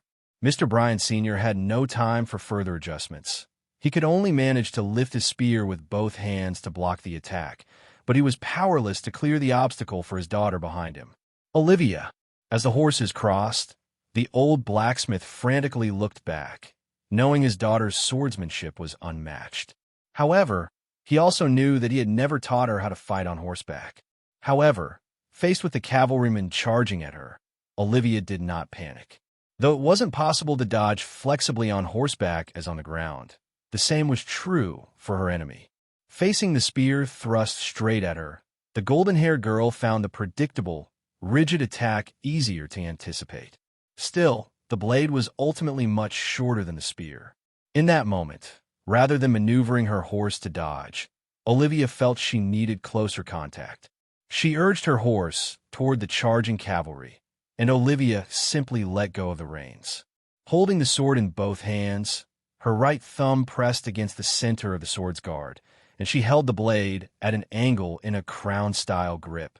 In the instant the spear thrust at her, the golden-haired girl twisted the hilt of her long sword with her left hand. The raised blade and the guard formed an angle, immediately deflecting the spearhead to her side. Her body flexibly bent forward to the left, dodging the strike and rising in the moment the horses crossed paths. Her hands pressed down, and the parallel blade drew a slight arc, blocking the enemy's charge. The force of the galloping horse carried Olivia's back swing of her sword, slashing at the enemy's neck. And the attendant cavalry, having missed his strike, couldn't pull back his spear to defend, looking as though he was deliberately charging into the blade. The speed of their collision was too fast to see clearly, let alone avoid. The sound of steel cleaving through the neck guard of the cavalry boomed as the sword blade cut through sinew and bone. Even Olivia, gripping the long sword, was shocked by the feel of the strike, as the Canadar cavalry was instantly decapitated. Blood spurted like a fountain from the neck of the headless corpse, and the beheaded cavalry's body tumbled off the galloping warhorse. Seizing the reins again, Olivia glanced over her shoulder at the fallen head. The discomfort of taking a life by her own hands made the girl's spine tingle, but when she looked again at the corpses of the villagers by the road, her unbearable emotions were immediately replaced by hatred and rage. The girl dared not look any longer, silently vowing in her heart that if she could escape, she would make those Cantadar bastards pay for harming her fellow villagers. Mr. Bryan Sr. spurred his horse hard, noticing they were getting closer to the village entrance when he suddenly heard the piercing shriek of arrows and tensed up. He ducked low on his horse and loudly warned his daughter behind him, "Watch out for the arrows." He immediately felt his shoulder back being hit with a force similar to that of a nail hammer. But the old blacksmith knew his armor had blocked a lethal blow. He broke out in a cold sweat and looked back worriedly, just in time to see Olivia react swiftly and deflect the incoming arrow with her sword. The girl, as quick as lightning, deflected the feathered arrow hurtling toward her, which wasn't too difficult for her. The bow rider, perched on the rooftop, was shocked to see his arrow knocked away by the girl. Yet, the well-trained archer, without pausing, immediately drew a second arrow from his quiver. With practiced motion, he aimed his bow. This time, he no longer aimed for the body, but targeted the galloping warhorse. Whoosh! The Urian battle bow released its accumulated formidable power, and the speeding arrow followed a beautiful trajectory, burying itself into the chest of the horse. Mr. Bryan Sr., just having relieved, heard a loud crash behind him and looked back in horror to see his daughter's steed stumbling and falling. Olivia, agilely bracing herself on the falling horse, somersaulted acrobatically in mid-air and leapt off the saddle. Her skirt fluttering, the petite girl landed firmly, but the horse, struck by the arrow, fell heavily with a painful neigh, struggling and kicking with its limbs, unable to stand again. Olivia called out heartbreakingly to her mare, running toward the companion of her childhood. But the relentlessly pursuing night forced the girl to halt and turn, sword in hand, to face her enemy. The approaching enemy was an imposing sight, both the towering warhorse and the rider covered in thick, full-body heavy armor, their solo charge making the ground faintly tremble. It was indeed a true Canadar noble knight, a heavy-armored cavalryman armed to the teeth. "Hey-ya!" Mr. Bryan Sr. shouted to stop his steed, his heart racing as he pulled the reins and turned back, running toward his daughter. "Olivia, get out of the way." Gritting her teeth as she watched the approaching cavalry, the girl, amidst her intense anger, calmed down. "You bunch of goddamned villains."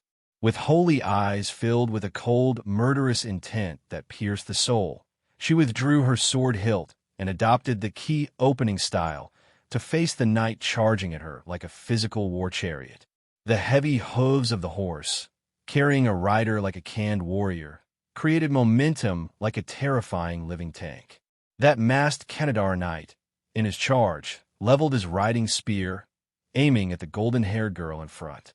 having witnessed in his pursuit how the seemingly frail little girl had slain his attendant with just one stroke. The knight, faced with this baffling opponent, harbored no underestimation because she only wielded a long sword, seemingly harmless to him.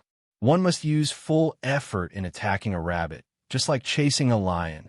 He would not make any mistake of underestimating her. 5 steps for steps, 3 steps, 1 step. The leveled riding spear dipped, aiming at the seemingly immobile girl, and the powerful, forceful spear tip conjured a gale. The unstoppable riding spear fell like a heavy hammer, crushing the air. The golden-haired girl's locks flew around her in a whirl. The momentum of the riding spear stabbed into the ground, cracking it with a spray of stones and sand. What? The knight, whose strike failed, felt a chill on his back in that instant. Shocked, he hastily raised his riding spear and lifted his right arm, just dodging the blade's wheel of light sweeping upwards like the full moon. So fast, unable to retaliate in the brief moment, the racing warhorse had already carried the knight past the girl. As if dancing a waltz, with a light tap of her right foot, she halted Kat's spinning sleeping posture. Olivia's long sword slanted towards the sky, held high, the silver glow like a fan. The slicing blade cut through the horse's legs, which were so close. Blood splattered. The unprotected hind legs of the warhorse were severed by one sword strike. The warhorse neighed painfully and fell to the ground with a thunderous noise due to the monstrous momentum. The heavily armored knight was thrown off. Mr. Bryan Sr. steered his mount to avoid the horse with severed legs in front. He dropped his spear, bent over, and reached out with his free right hand toward his daughter, shouting urgently, "Get on quickly!" The girl turned back, attempting to grab her father's extended hand to help mount the horse, but suddenly noticed a flicker in the distance and had to turn swiftly to slash through a cold arrow shot from a distant rooftop. That caused Olivia to miss her chance to mount. The old blacksmith reined in his steed, stopping the rapid ride. He turned his horse in a small circle, trying to get back to his daughter's side. Meanwhile, a heavy armor knight that had fallen far off had already clambered up. He glanced at his whining, legless mount next to him, furious. He grabbed the riding spear from the ground. The knight Canadar turned back to look at the father and daughter and flung it through the air. The terrifying whistle of the wind approached, and the thick riding spear flew towards Mr. Bryan Sr. like a cannonball. The old blacksmith saw the approaching shadow and, shocked, failed to dodge in time. A loud thud was heard as the horse beneath him was pierced through the neck by the riding spear. The warhorse did not even get to neigh before it died on the spot. The unspent force of the spearhead also brutally hit the old blacksmith's chest armor. Due to the immense force, the spearhead burst, and Bryan was thrown back, crashing heavily to the ground. "Father!" The sudden catastrophe caught Olivia off guard. She ran full speed to her relative, her eyes filled with panic. The chest armor bore a terrifying dent from the throwing spear, and Mr. Bryan Sr. couldn't help but twist his body in pain as he coughed up blood. No, not this, Father!" Olivia's eyes brimmed with tears she could not hold back. Struggling to open his eyes, he saw his daughter with tears swirling in her eyes. The old blacksmith opened his mouth, blood lining his teeth. You can't make it out." He squeezed out a staccato shout through his gritted teeth. "Run, you can't die here, silly girl." The heavy armor knight's heavy metal footsteps approached slowly. Hearing the old blacksmith's urging, he let out a taunt.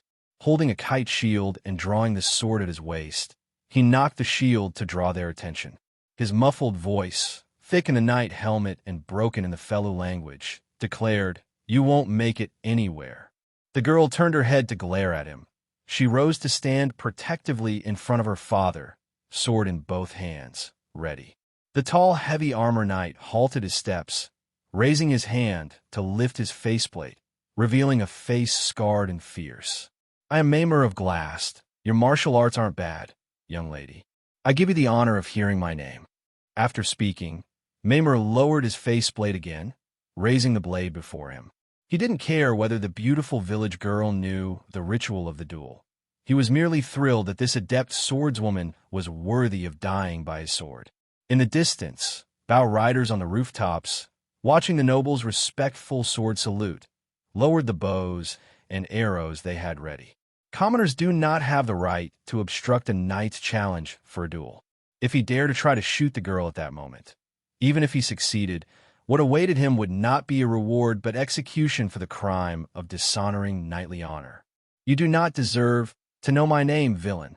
Before the girl's angry voice fell, her furious figure had instantly crossed the short distance, and her long sword chopped down towards him. Clang! Mamer, who was already prepared, blocked the fierce and swift slash with his shield. The shield was knocked slightly askew. Inside, the knight was shocked at the girl's strength, given the disparity in both their weight and stature. Although surprised, his response did not hesitate for a moment. The blade he was holding stabbed out swiftly and cunningly from the edge of the shield, its sharp cold light aimed directly at the golden-haired girl's body.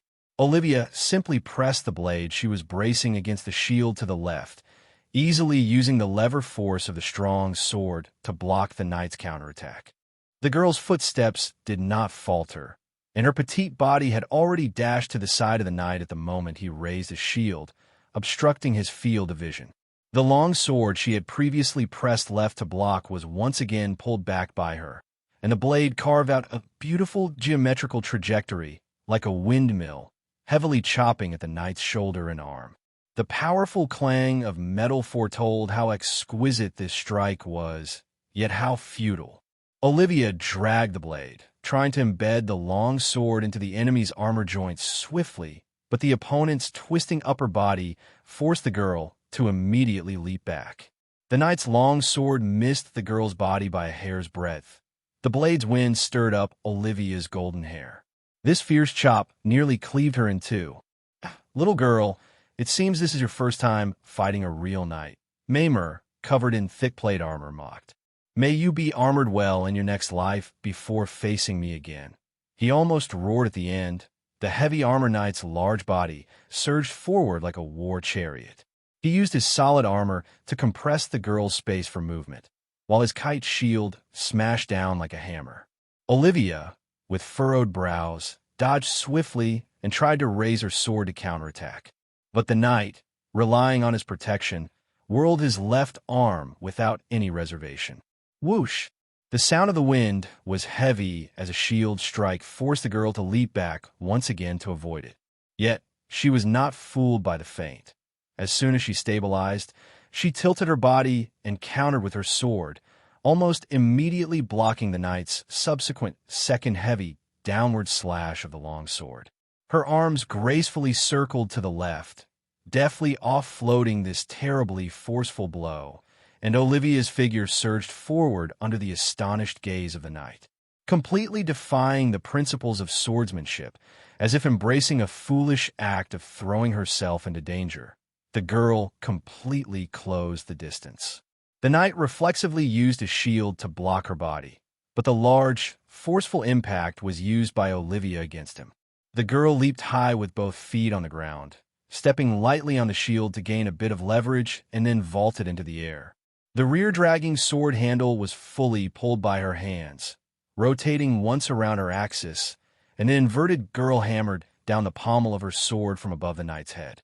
The pommel, thick like a hammerhead, crashed loudly, heavily hammering the back of the knight's helmet.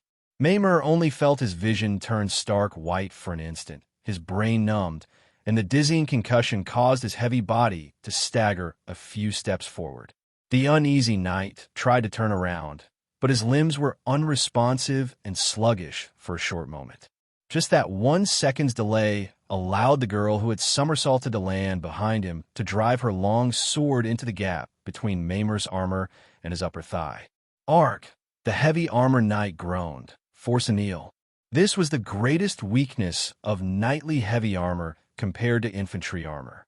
Olivia promptly pulled out the blood-red blade, her sword snaking swiftly to stab into the gap under the enemy's armpit.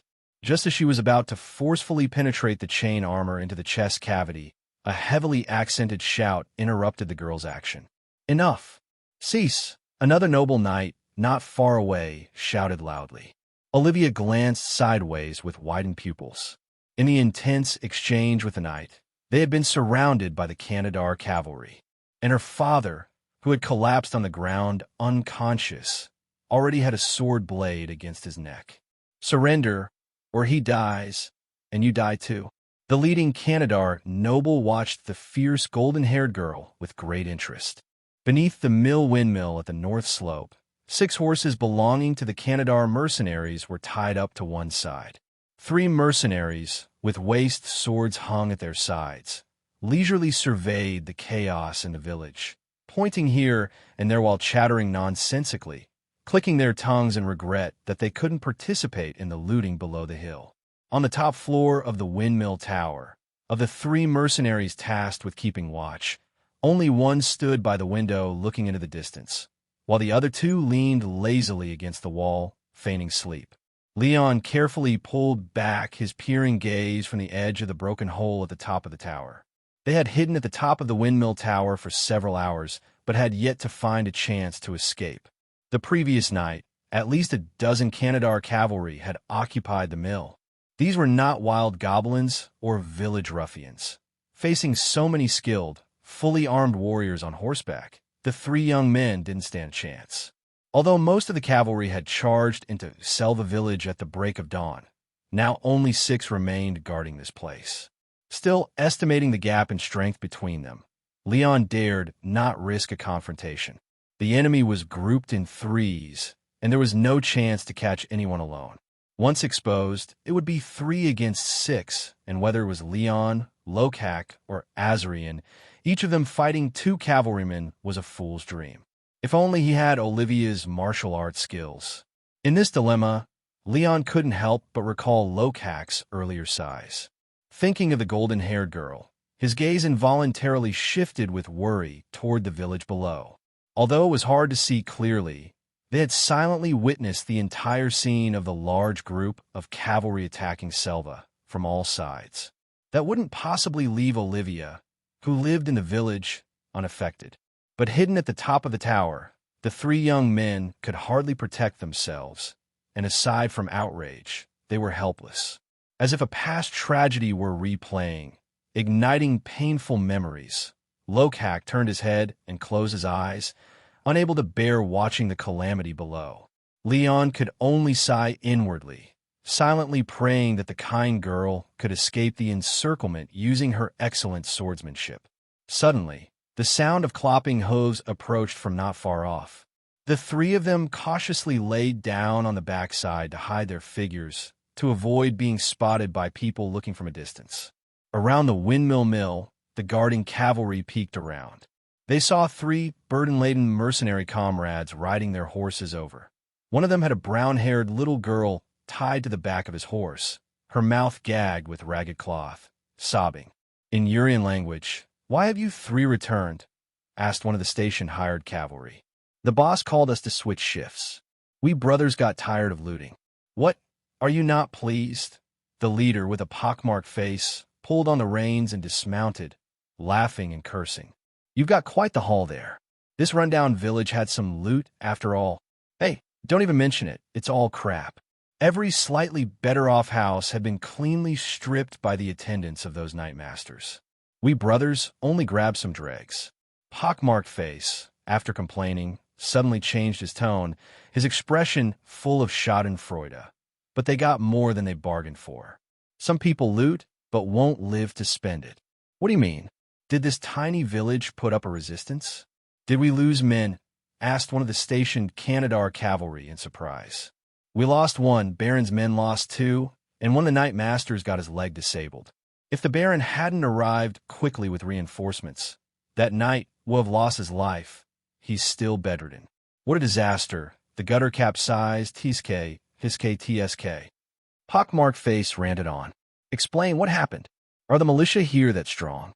The station few perked up with interest and gathered around to listen to his story. "What militias?"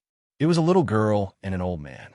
They killed 3 of our men along the way and almost escaped on horseback. The injured night master was taken down by the little girl." "Ah, cut the crap." When the others heard this, they completely disbelieved it, treating it as Pockmark's bragging. "Damn it, if you don't believe it, why don't you go to the village and ask yourselves?" Pockmarked couldn't be bothered with him anymore. But it was understandable.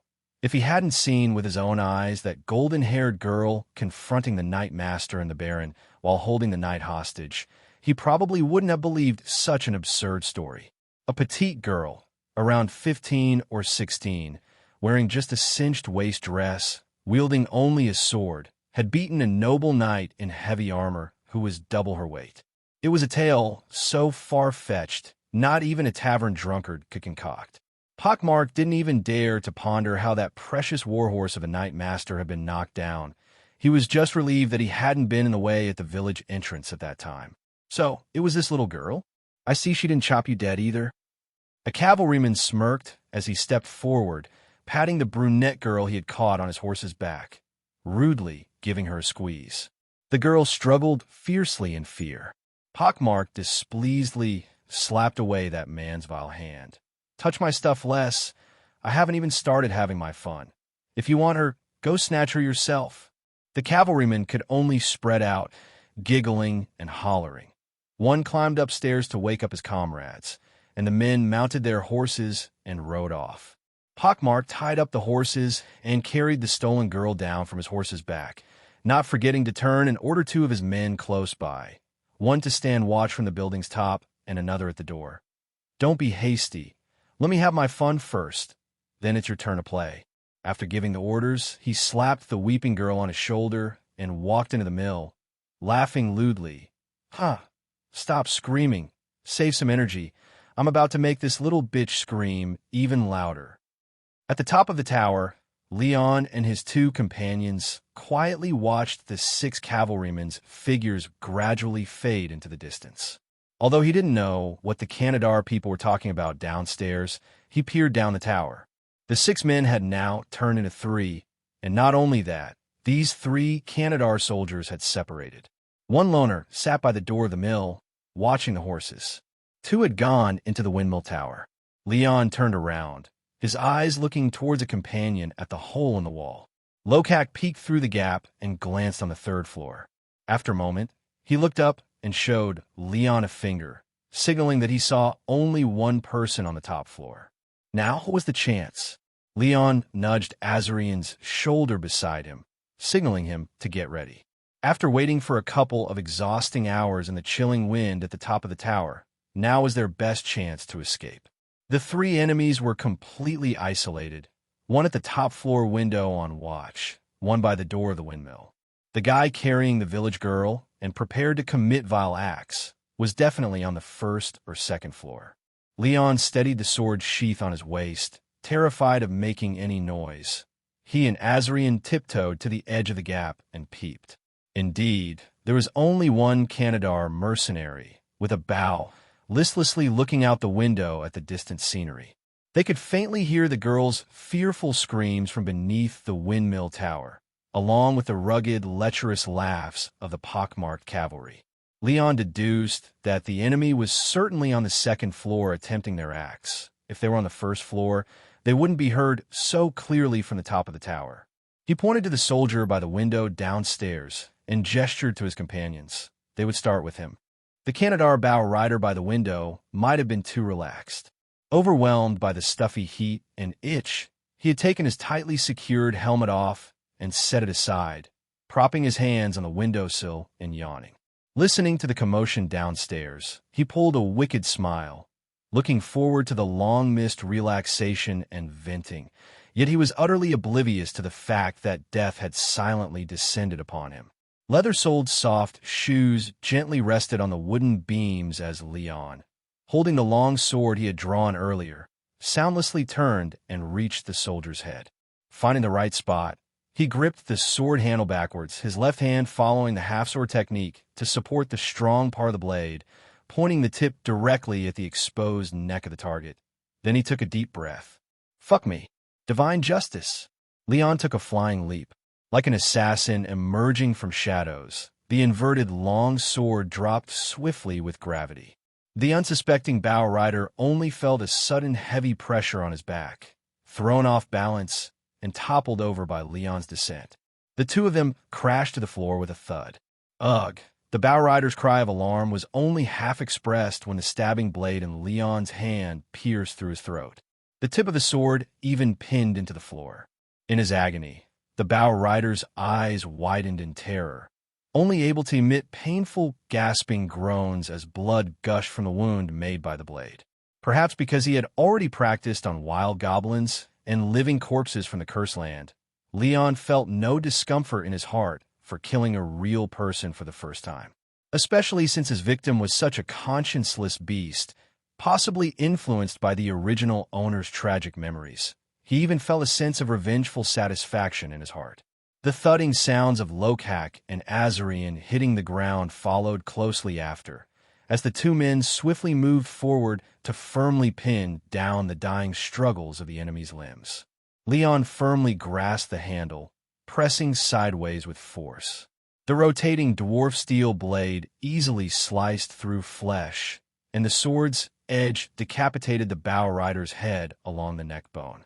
Pockmarked, trying to take his leg armor off on the second floor, lifted his head. The consecutive thumps on the floor above puzzled him, and he couldn't help but shout loudly, "Lon? What's going on?" Getting no response from his subordinate, Pockmarked picked up the armor lining and leg armor again.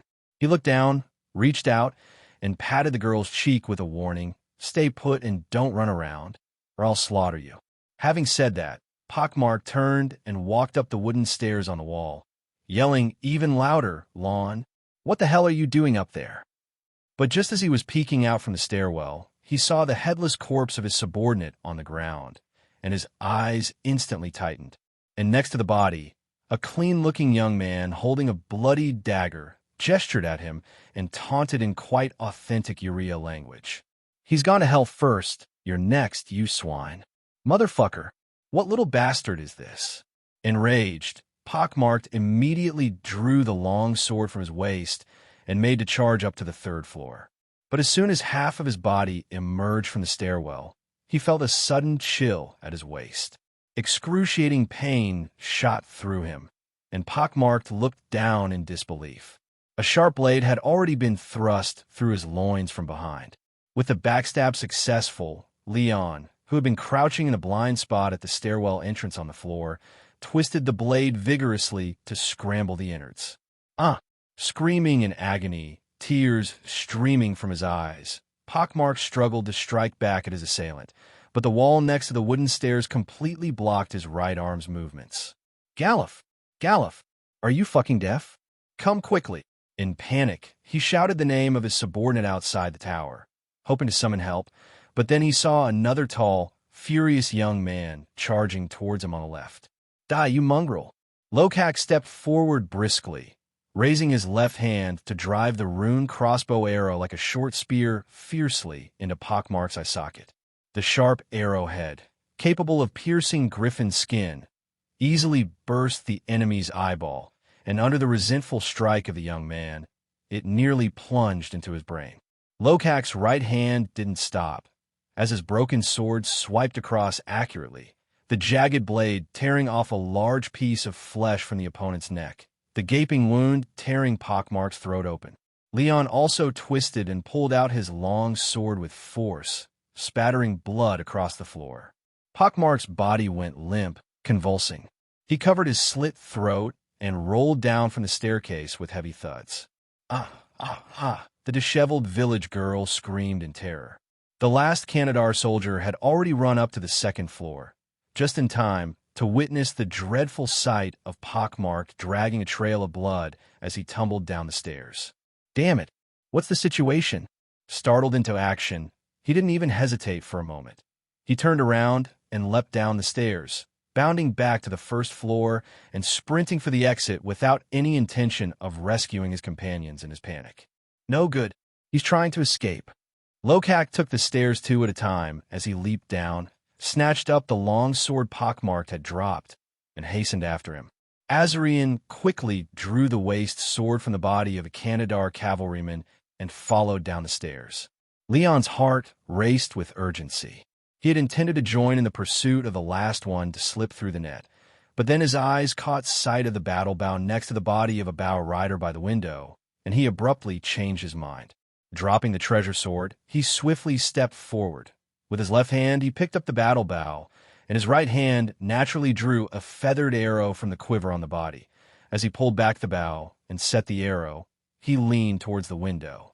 Sure enough, the desperate fleeing Canadar cavalry had already mounted his horse, while Lokak and Azarian had just barely run out of the door. Without waiting for the rider to spur his mount into a gallop, Leon expertly used his body to draw strength, pulling back the sturdy bow in his hands. Whether in his previous life or as the son of the hunter in this life, he was extremely... The bow was high poundage and very strenuous to draw, but still within his capability. And with such short distance and such an ideal overlooking angle, there was no chance of missing. As the string was released, the whistling, lethal arrow flew through the air. Ah! The Cantadar cavalryman screamed as he fell from his horse. The arrow had entered his chest from his back at a steep angle. Seeing the enemy fall, Leon remembered something and quickly shouted to his companions below, "Don't kill him. Bring him back. I have questions for him." Lokak and Azarian had no choice but to abandon their initial intent to stab the man again, dragging the Canadar cavalryman back into the windmill tower by his legs. Leon momentarily put down his battle bow and, picking up his long sword, turned and hurried down the stairs. Passing the second floor, he paused at the sight of the trembling girl cowering in the corner. "Don't be afraid, we won't hurt you. If you're going to run, now's your chance," he said offhandedly to comfort her and, without waiting for a response, continued down to the first floor. Seeing the Canadar soldier lying on the ground with breaths coming in but not going out, Leon urged Azarian, "You speak the Urea language. Help me interrogate him, see if he knows anything about Olivia's whereabouts." But Azarian shook his head.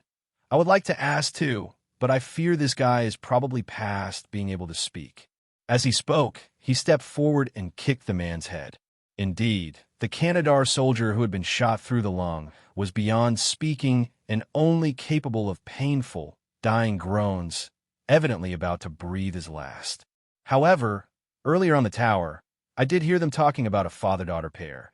It's very likely they were referring to Miss Olivia and that old blacksmith. Azarian did not conceal the conversation he had overheard. After all, he too was concerned about the blonde girl.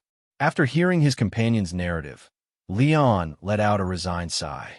He had been hoping that Olivia, with her skills, might escape death's clutches, but now it seemed she faced overwhelming odds. Olivia's fallen into the hands of those bastards. This, Lokak clenched his fist, anxiety evident in his eyes. Azarian didn't speak, but he simply gave Leon a calm look. To rescue or not to rescue? Leon felt torn inside. He rested his sword against the floor and tapped the pommel with his fingers. Heart to heart, of course he wanted to save her. He could not stand the thought of the girl falling into the hands of the Canadar brutes. But at present, it was undoubtedly wiser for the three of them to quickly leave this place. He had no reason to risk the lives of two companions for a girl who was neither kin nor friend. Moreover, whether he could save her or not, he now had no idea where the Canadar people were holding her, so where to even begin a rescue. Or worse, what if she had already met with misfortune? Surely, he wasn't supposed to brazenly go into the village and ask those Canadar soldiers if they had seen a strong, blonde girl. Are you talking about Sister Olivia?" A timid voice came from the direction of the stairway. Leon and the others turned sharply to look, causing the girl who had peeked out from the second floor to jump. "Little sister, do you know where Miss Olivia is?" Azarian asked, raising an eyebrow. The brunette girl nodded nervously before cautiously asking, "Are you the three outsiders that Sister Olivia mentioned? Are you here to rescue her?"